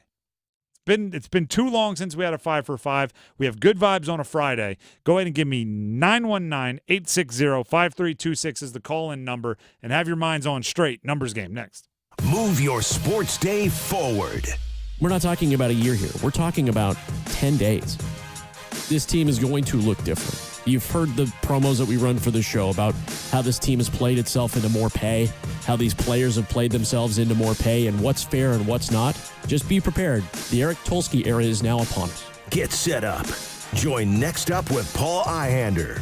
Mornings at 9 on 99.9 The Fan, the Triangle Sports Leader. Hey, y'all. Happy summer from Oak City Customs. We have a lot of cool things happening, including new offerings on custom sun sails, pergolas, outdoor tables and furnishings, raised garden beds, and so much more. All fully customizable and available in any size. We also are now hosting official shop tours for you to experience this unique fabrication process in person. Come visit us or check us out further at oakcitycustoms.com. We look forward to meeting you. They say consistency is the key to success. They weren't wrong. So how about grabbing a beer that's consistently smooth, consistently refreshing, and consistently light? You might just find that the road to success can be pretty enjoyable. Michelob Ultra, the perfect balance of taste and refreshment, and only 2.6 carbs and 95 calories. It's only worth it if you enjoy it. Enjoy responsibly. Anheuser-Busch Michelob Ultra Light Beer, St. Louis, Missouri. It's time for the Coastal Scholar Athlete of the Month. Hello, Creighton Blackwell here from Coastal Credit Union and 99.9 The Fan. Today, we are at Holly Springs High School, and we're here to celebrate the next Scholar Athlete of the Month, Emma Pankunis. She's a really great teammate. She's always looking out for everybody on the team and is a great leader. She's willing to set up her teammates for success and just puts herself in the position to help everybody out, and it's been really cool. Emma is all in. She has been since the first day I met her freshman year. My community is everything to me. So being able to kind of reach out and get back in these different areas and to people that have had such a big impact on me is just something that's rewarding in itself. I'm someone who have always prioritized my academics, and athletically, once I set those goals for myself, it became a big priority in my life. So be able to maintain what I want, have those goals set, makes it really easy to kind of focus on what's important. I've had so many people, not even just teammates, but throughout my club, throughout my high school experience, including my parents, that it's just everyone is pushing me to be as successful as I can be. And when I have so many people that are driving me and trying to keep me on track, that it just makes it easy to do it myself. And it makes it so much easier where you're not also trying to be successful for myself, but I'm trying to be successful for those people as well. Congratulations, Emma. For over 20 years, 99.9 The Fan and Coastal Credit Union have recognized scholar athletes at Triangle area schools. If you'd like to nominate a high school athlete, text AWARD to 919-860-5326. That's AWARD to 919-860-5326. Bobby Joe absolutely hated her job. Can't hate that job any more than I do. So, time for one of those fancy tech schools? No, I could never afford that. I'm going to Sharky's. Sharky's? Yeah, no better place to relax. Great food, cold beer, good whiskey, darts, billiards. So now you love your job? No, I still hate my job, but I loves me some Sharky's. I highly recommend it. Yeah, everybody loves Sharky's. Sharky's Place, one of the best neighborhood bars in the world. 5800 Durley Road by the Shell Station. Get ready for a night full of big fights and big action. It's UFC 303, and it can be even bigger. Jump in on all the action at DraftKings Sportsbook, the official sports betting partner of UFC.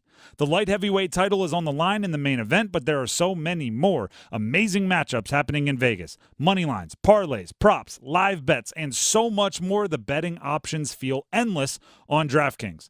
And speaking of amazing, if you're new to DraftKings, listen up. New customers bet $5 to get $150 in bonus bets instantly. Download the DraftKings Sportsbook app now and use code TIMD. That's TIMD with no spaces for new customers to get $150 in bonus bets when you bet just $5. Get that big fight feel only on DraftKings. The crown is yours. Gambling problem? Call 877-185-543 or visit morethanagame.nc.gov. 21 plus, North Carolina only. Bonus bets expire 168 hours after issuance. Deposit and eligibility restrictions apply. Terms at dkng.co/MMA.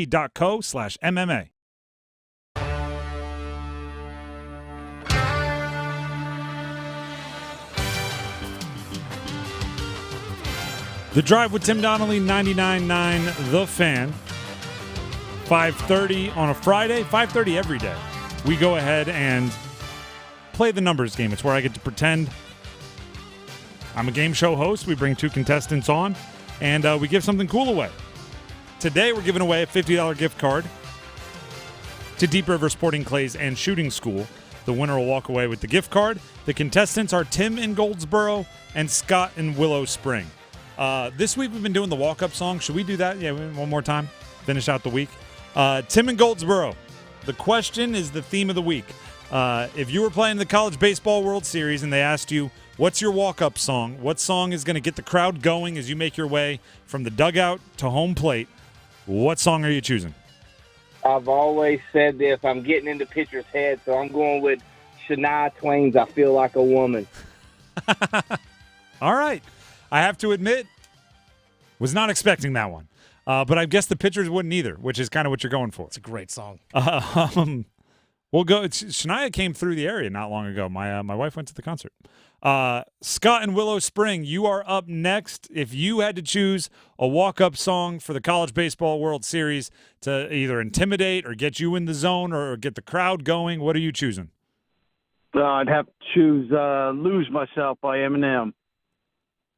Another good one. Dennis, I've been letting the producers pick the correct answer here all week. These are both good. Lose Yourself is just classic when it comes to just any sort of warm-up. But the Shania Twain, though, that one's just unique. The Shania Twain, I got to give Tim and Goldsboro on this one. It better not Both get back great to answers, Eminem by that the he way. lost to Shania, or else there's going to be a diss track of epic proportions. In that case, let's tell him. And then Shania would fire back with like a catchy tune. Let's go ahead and go to Tim in Goldsboro. Yeah. By the way, Scott, you'll have your chance to play the game. You're just gonna go second. Tim, by way of Shania Twain, you get to go first. So choose from these categories: NFL Chris's, all Chris first names; NFL Island Boys, they're all from Hawaii; or NBA current players only, or NHL Canes and Whalers only. Let's go with did you say NFL Chris's? Yep. Let's go NFL Chris's. All right, these are all players in the NFL with the first name Chris. I will give you their name, full name, and their team. Give me their jersey number as quickly as you can. There will be 30 seconds on the clock. You have one pass if you need it. Any questions before we get started? No, sir. All right, your time will start when you hear the horn. Chris Jones, Kansas City Chiefs. 95. Correct. Chris Godwin, Tampa Bay Buccaneers. 14. Correct. Chris Dolman, Minnesota Vikings. Oh, man, that's old school there. 56. Correct. Chris Johnson, Tennessee Titans. Oh, man, 20, Jesus, ECU, 28. Correct. Chris Mangum, Carolina Panthers. Oh, man, I'm not really, Your strategy of just going, until you get it was an interesting one. But you got 4. They came to you. I don't know if they came to you in a vision or what, but you got 4 of them. Man. Na.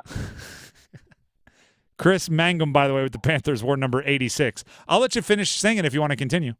No, I'm good. I'm sorry, man. I thought that might be the case. Go ahead and sit on the line. We'll see if 4 holds up, but solid showing. That brings us to Scott in Willow Springs. Scott, are you there?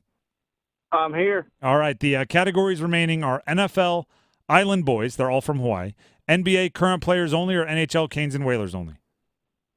We'll go NFL Hawaiian Boys. All right. All these players are from Hawaii.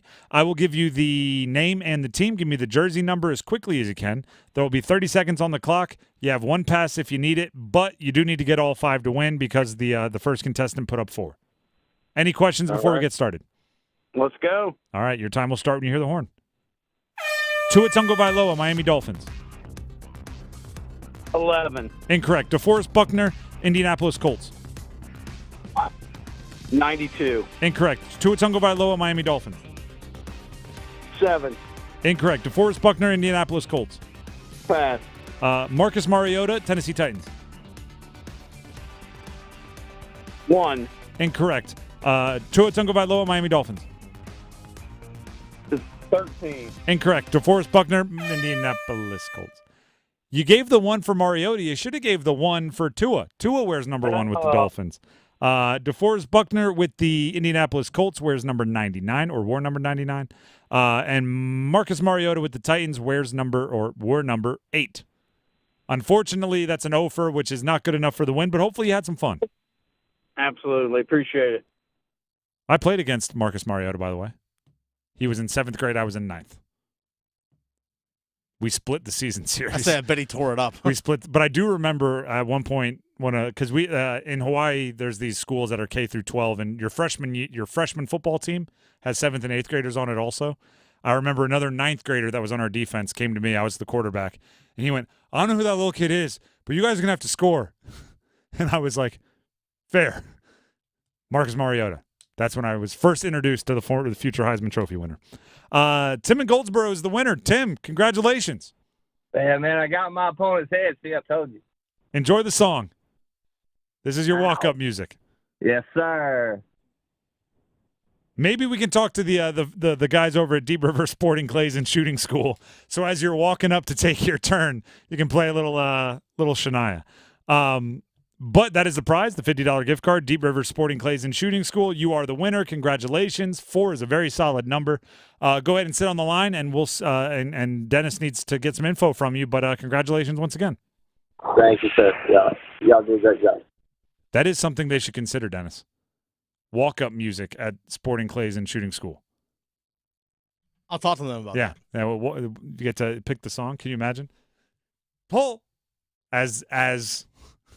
Maybe it'll mess with people's focus.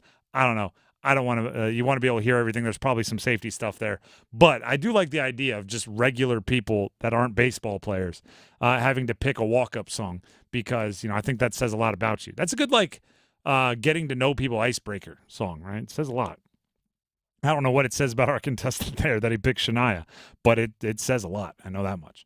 The Drive with Tim Donnelly, 99.9 The Fan. It is a Friday, which means the only thing left to do is make our picks for the weekend. We'll have that and so much more coming up next right here on The Drive.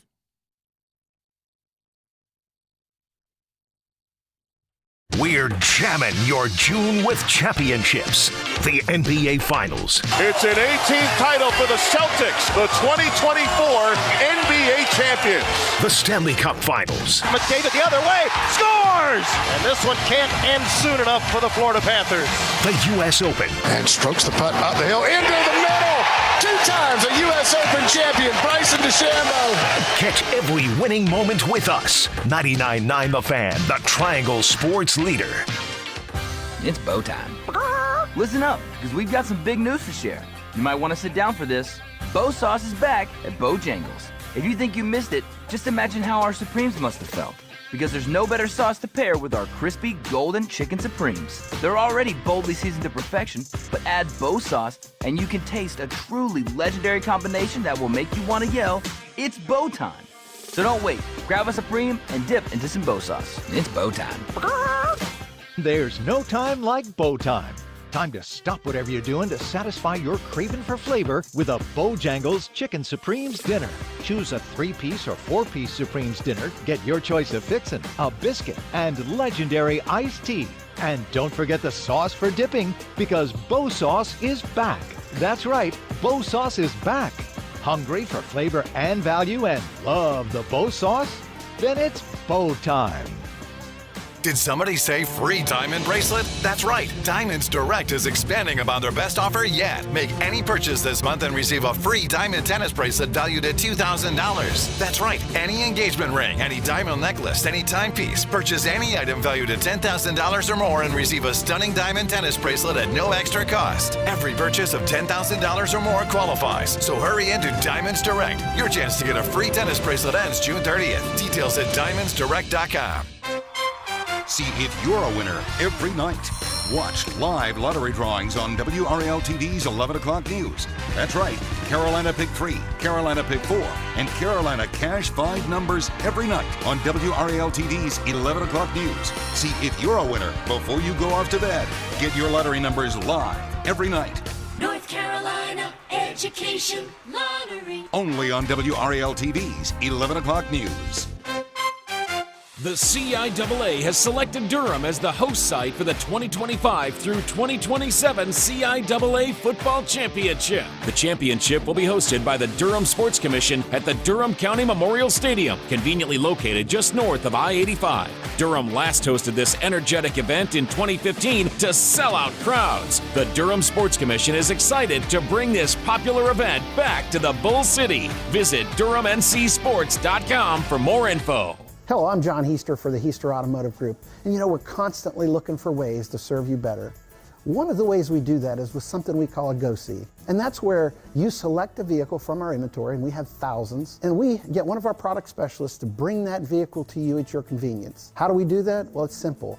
We have a group of employees that are evaluated based on the number of presentations they do. They're glad to do it. So it's just one more way we get off our keister and bring Heister to you. You expect your home to protect everything you love, but you don't expect that water is the reason parts of your concrete have gotten so uneven. Walkway tripping hazards, sinking pool deck, cracked driveways are dangerous threats to everyone's safety. But there's one way to learn how your concrete can be lifted.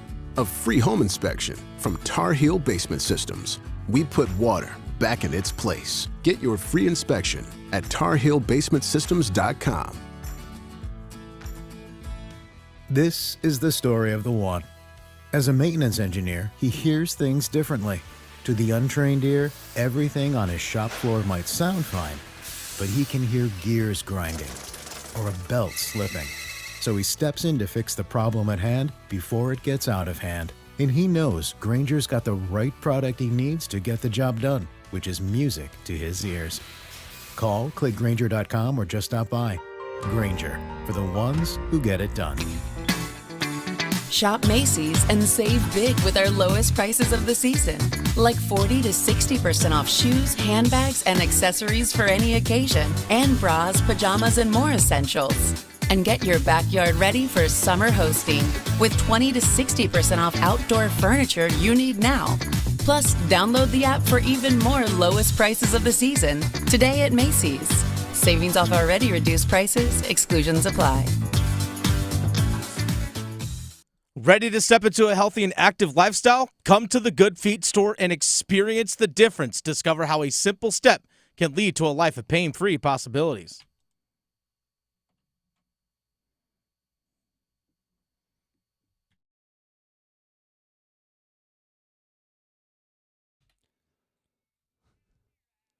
The Drive with Tim Donnelly, 99.9 The Fan.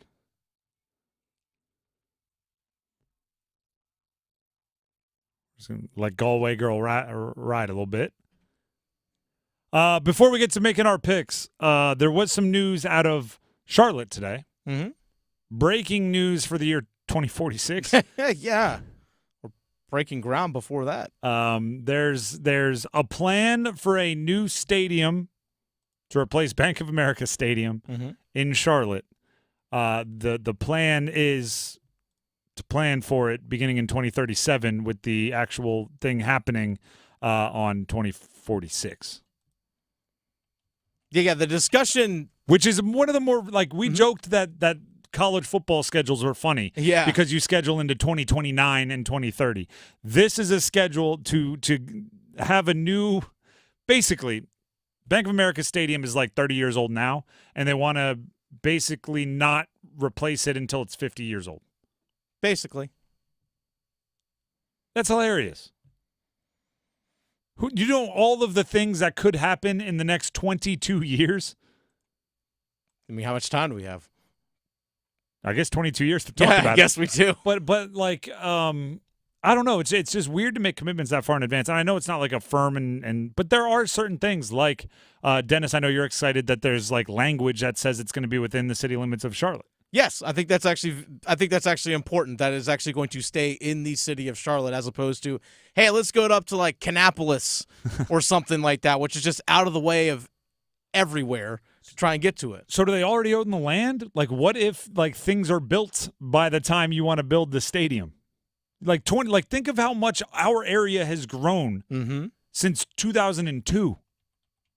Right, all the people that are streaming into the Triangle every single year since 2002, Charlotte's growing too. It's hard to make commitments for 22 years into the future about anything structural related or logistics related. But it also probably means that the Panthers aren't going anywhere, which is nice. Yeah, I think that's part of it. It's like the Panthers aren't going anywhere. I think that was part of the deal with the Carolina Panthers taking city funds and public money to renovate Bank of America Stadium, and actually got to stay in the city and all that. So that's all built in there. So for the people out there with the tinfoil hat saying, hey, David Tepper's trying to move the team to Germany, that's not happening. Well, doesn't mean you won't play a game there. Yeah, I was going to say half the home schedule. Yeah, right. There will still be the Carolina Panthers. We'll just play in Luxembourg. Yeah, that might not even be in Germany. I should have said Hamburg. Said Hamburg. I just assumed Frankfurt, all Bergs. I Berlin, assumed were Pittsburgh. Yeah. I assumed all Bergs were in Germany. All right, before I embarrass myself with more geography faux pas, let's go ahead and jump in to make our picks because we only have so much time before the show's out. Dennis, what are we making picks for this week? All right, let's go ahead and jump right into. Got to get a little music back for us here. Let's go right into Stanley Cup Finals, Game 6 tonight. You can listen to it right here on 99.9 The Fan. Game 6, Edmonton Oilers hosting the Florida Panthers. Edmonton still trails the series 3-2. We're in the trust tree here, right? We can be honest? Yeah, why not? My heart and my brain are disagreeing on this one. Okay. My heart says Game 7's the coolest thing in sports. Yeah, absolutely. My heart says Edmonton Oilers at home finishing the comeback to force a Game 7. My brain is saying Panthers regroup, win before they get to Game 7. So I guess if we're making our picks, I'm on the Panthers. But, I'll be wrong, but I won't be disappointed if it goes to Game 7. Which, by the way, I just did something I hate. I hate when people say, like, I want this to happen, but I think this is going to happen. Because then no matter what, after the game, you're like, oh, I'm right. I want to be clear. If the Panthers lose, I will eat the humble pie. I will be wrong, but I won't be disappointed that I get to watch Game 7. Like, I'm not going to let that ruin my bliss. Give me the Oilers in this one. You know why? Because I want Game 7. Therefore, I'm going to predict it and I'm going to speak it into existence. Yep, both on the same side. That makes sense. That's usually what I try to do. I'm assuming you let's just call them the Edmonton McDavids. Can we do that? Pretty much. Can we change that? Connor Oilers. That works. Yeah. Connor McOilers. Is that a better way? Go for it. What else are we picking? All right. A battle of slightly underperforming football teams or football schools in the Men's College World Series. Tennessee taking on Texas A&M. I was like, what football game are we picking? I thought you were about to go like UFL or something like that. Is that even still going on? I don't know. I don't pay attention to Neither do I. A lot of those players are signing in the NFL, though, so it must be over. Yeah. Did Matt Corral win? I don't know. He won the semifinals. He did. Tomorrow, start of a 3-game series between Tennessee and Texas A&M, College World Series. Vols, Ags. Just go ahead and give me a series prediction. Tennessee 2-1. Okay. Tennessee, I read an article about them today. They're to the point where like the followers are trying to find reasons why they're so good, right? Because it's really hard for anybody to just say they're recklessly talented. Mm-hmm. You always got to be like, no, they work hard, they're gritty, they have each other's backs, and that's why they're the number one team in the country. No one's ever just like, well, they're more talented than anybody, because it's a worse story. So I read a whole thing about a backup catcher. This goes back, it was like their opening series or whatever, back in November, whenever they start. And somebody noticed that the bullpen catcher. No, sorry. Let me correct this. It wasn't even their opening series. It was their intra-squad. Like they did a preseason orange versus white scrimmage. Sure. And each team had 2 catchers. One was playing and one was out in the bullpen. And one of the catchers before one of the innings came out of the bullpen and sprinted to the plate. And this person watching was like, oh, they must be changing catchers. Turns out they weren't changing catchers. You know what happened? What? The catcher that was playing ended the previous inning on the base paths. So the catcher sprinted in from the bullpen just to make sure the pitcher had somebody to throw to while the previous catcher, the catcher that's in the game, was putting on their gear in the locker room. Caught 3 or 4 balls and then sprinted back out to the bullpen.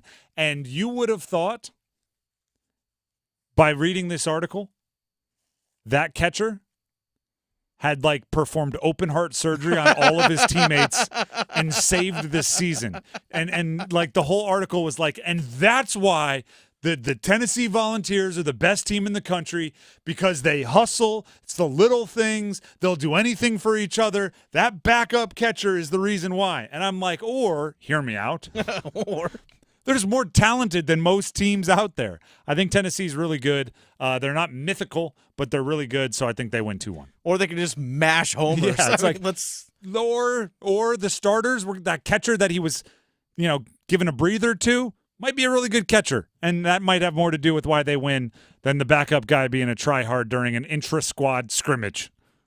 Imagine, Georgia wins the national championship this year in football, and everyone's going I watched their spring game, and the walk-on gave the starter water better than anyone's ever given the starter water, and I knew right then. The backup punter held for the kicker. Yeah, held for the kicker because the actual holder was talking to a coach about something else. What are we doing here? All right, next one. All right, so that was the battle of slightly underperforming football programs in baseball. Now slightly? We have the I think we could take slightly out. Yeah. Now we have the battle of 90s baseball supremacy here. The Braves are at the Yankees this weekend for a 3-game series. Just go ahead and give me the Braves-Yankees tonight.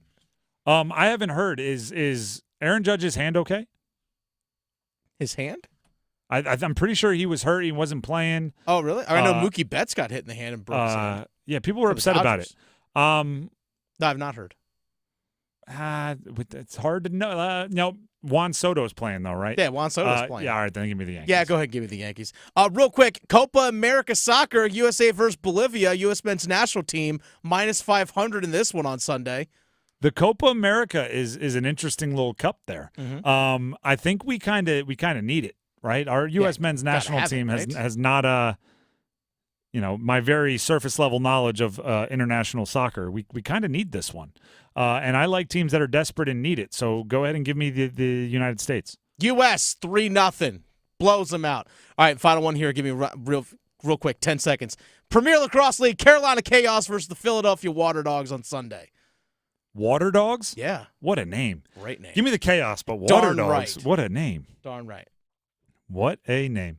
The Drive with Tim Donnelly, 99.9 The Fan. Want to tell you about my partners over at Bailey's Fine Jewelry, specifically the Fox and Bailey Watch Shop. I was actually over there today doing a little window shopping, looking at some things. They've got some new pieces into the pre-owned selection, but I found myself kind of gravitating towards the Norcanes. The Norcanes are an up-and-coming watch brand that are pushing the limits of design, and I'm telling you, if you want to kind of mix the this is a fun watch and this is a timepiece, Norcane is really threading that needle very, very well right now. They put a splash of color on some of their higher-end stuff, which not many brands are willing to do. They're kind of shaking it up, right? You don't have to be speaking with a British accent and a monocle and wearing a monocle to be into watches and timepieces. You can be someone that likes to have fun. You can be someone that wants a durable watch that can get wet and you can wear it when you're doing things, and that's kind of what Norcane's going for. It's a really, really cool watch brand, and of course they're a retailer at the Fox and Bailey Watch Shop, located inside Bailey's Fine Jewelry at their Village District location in Raleigh.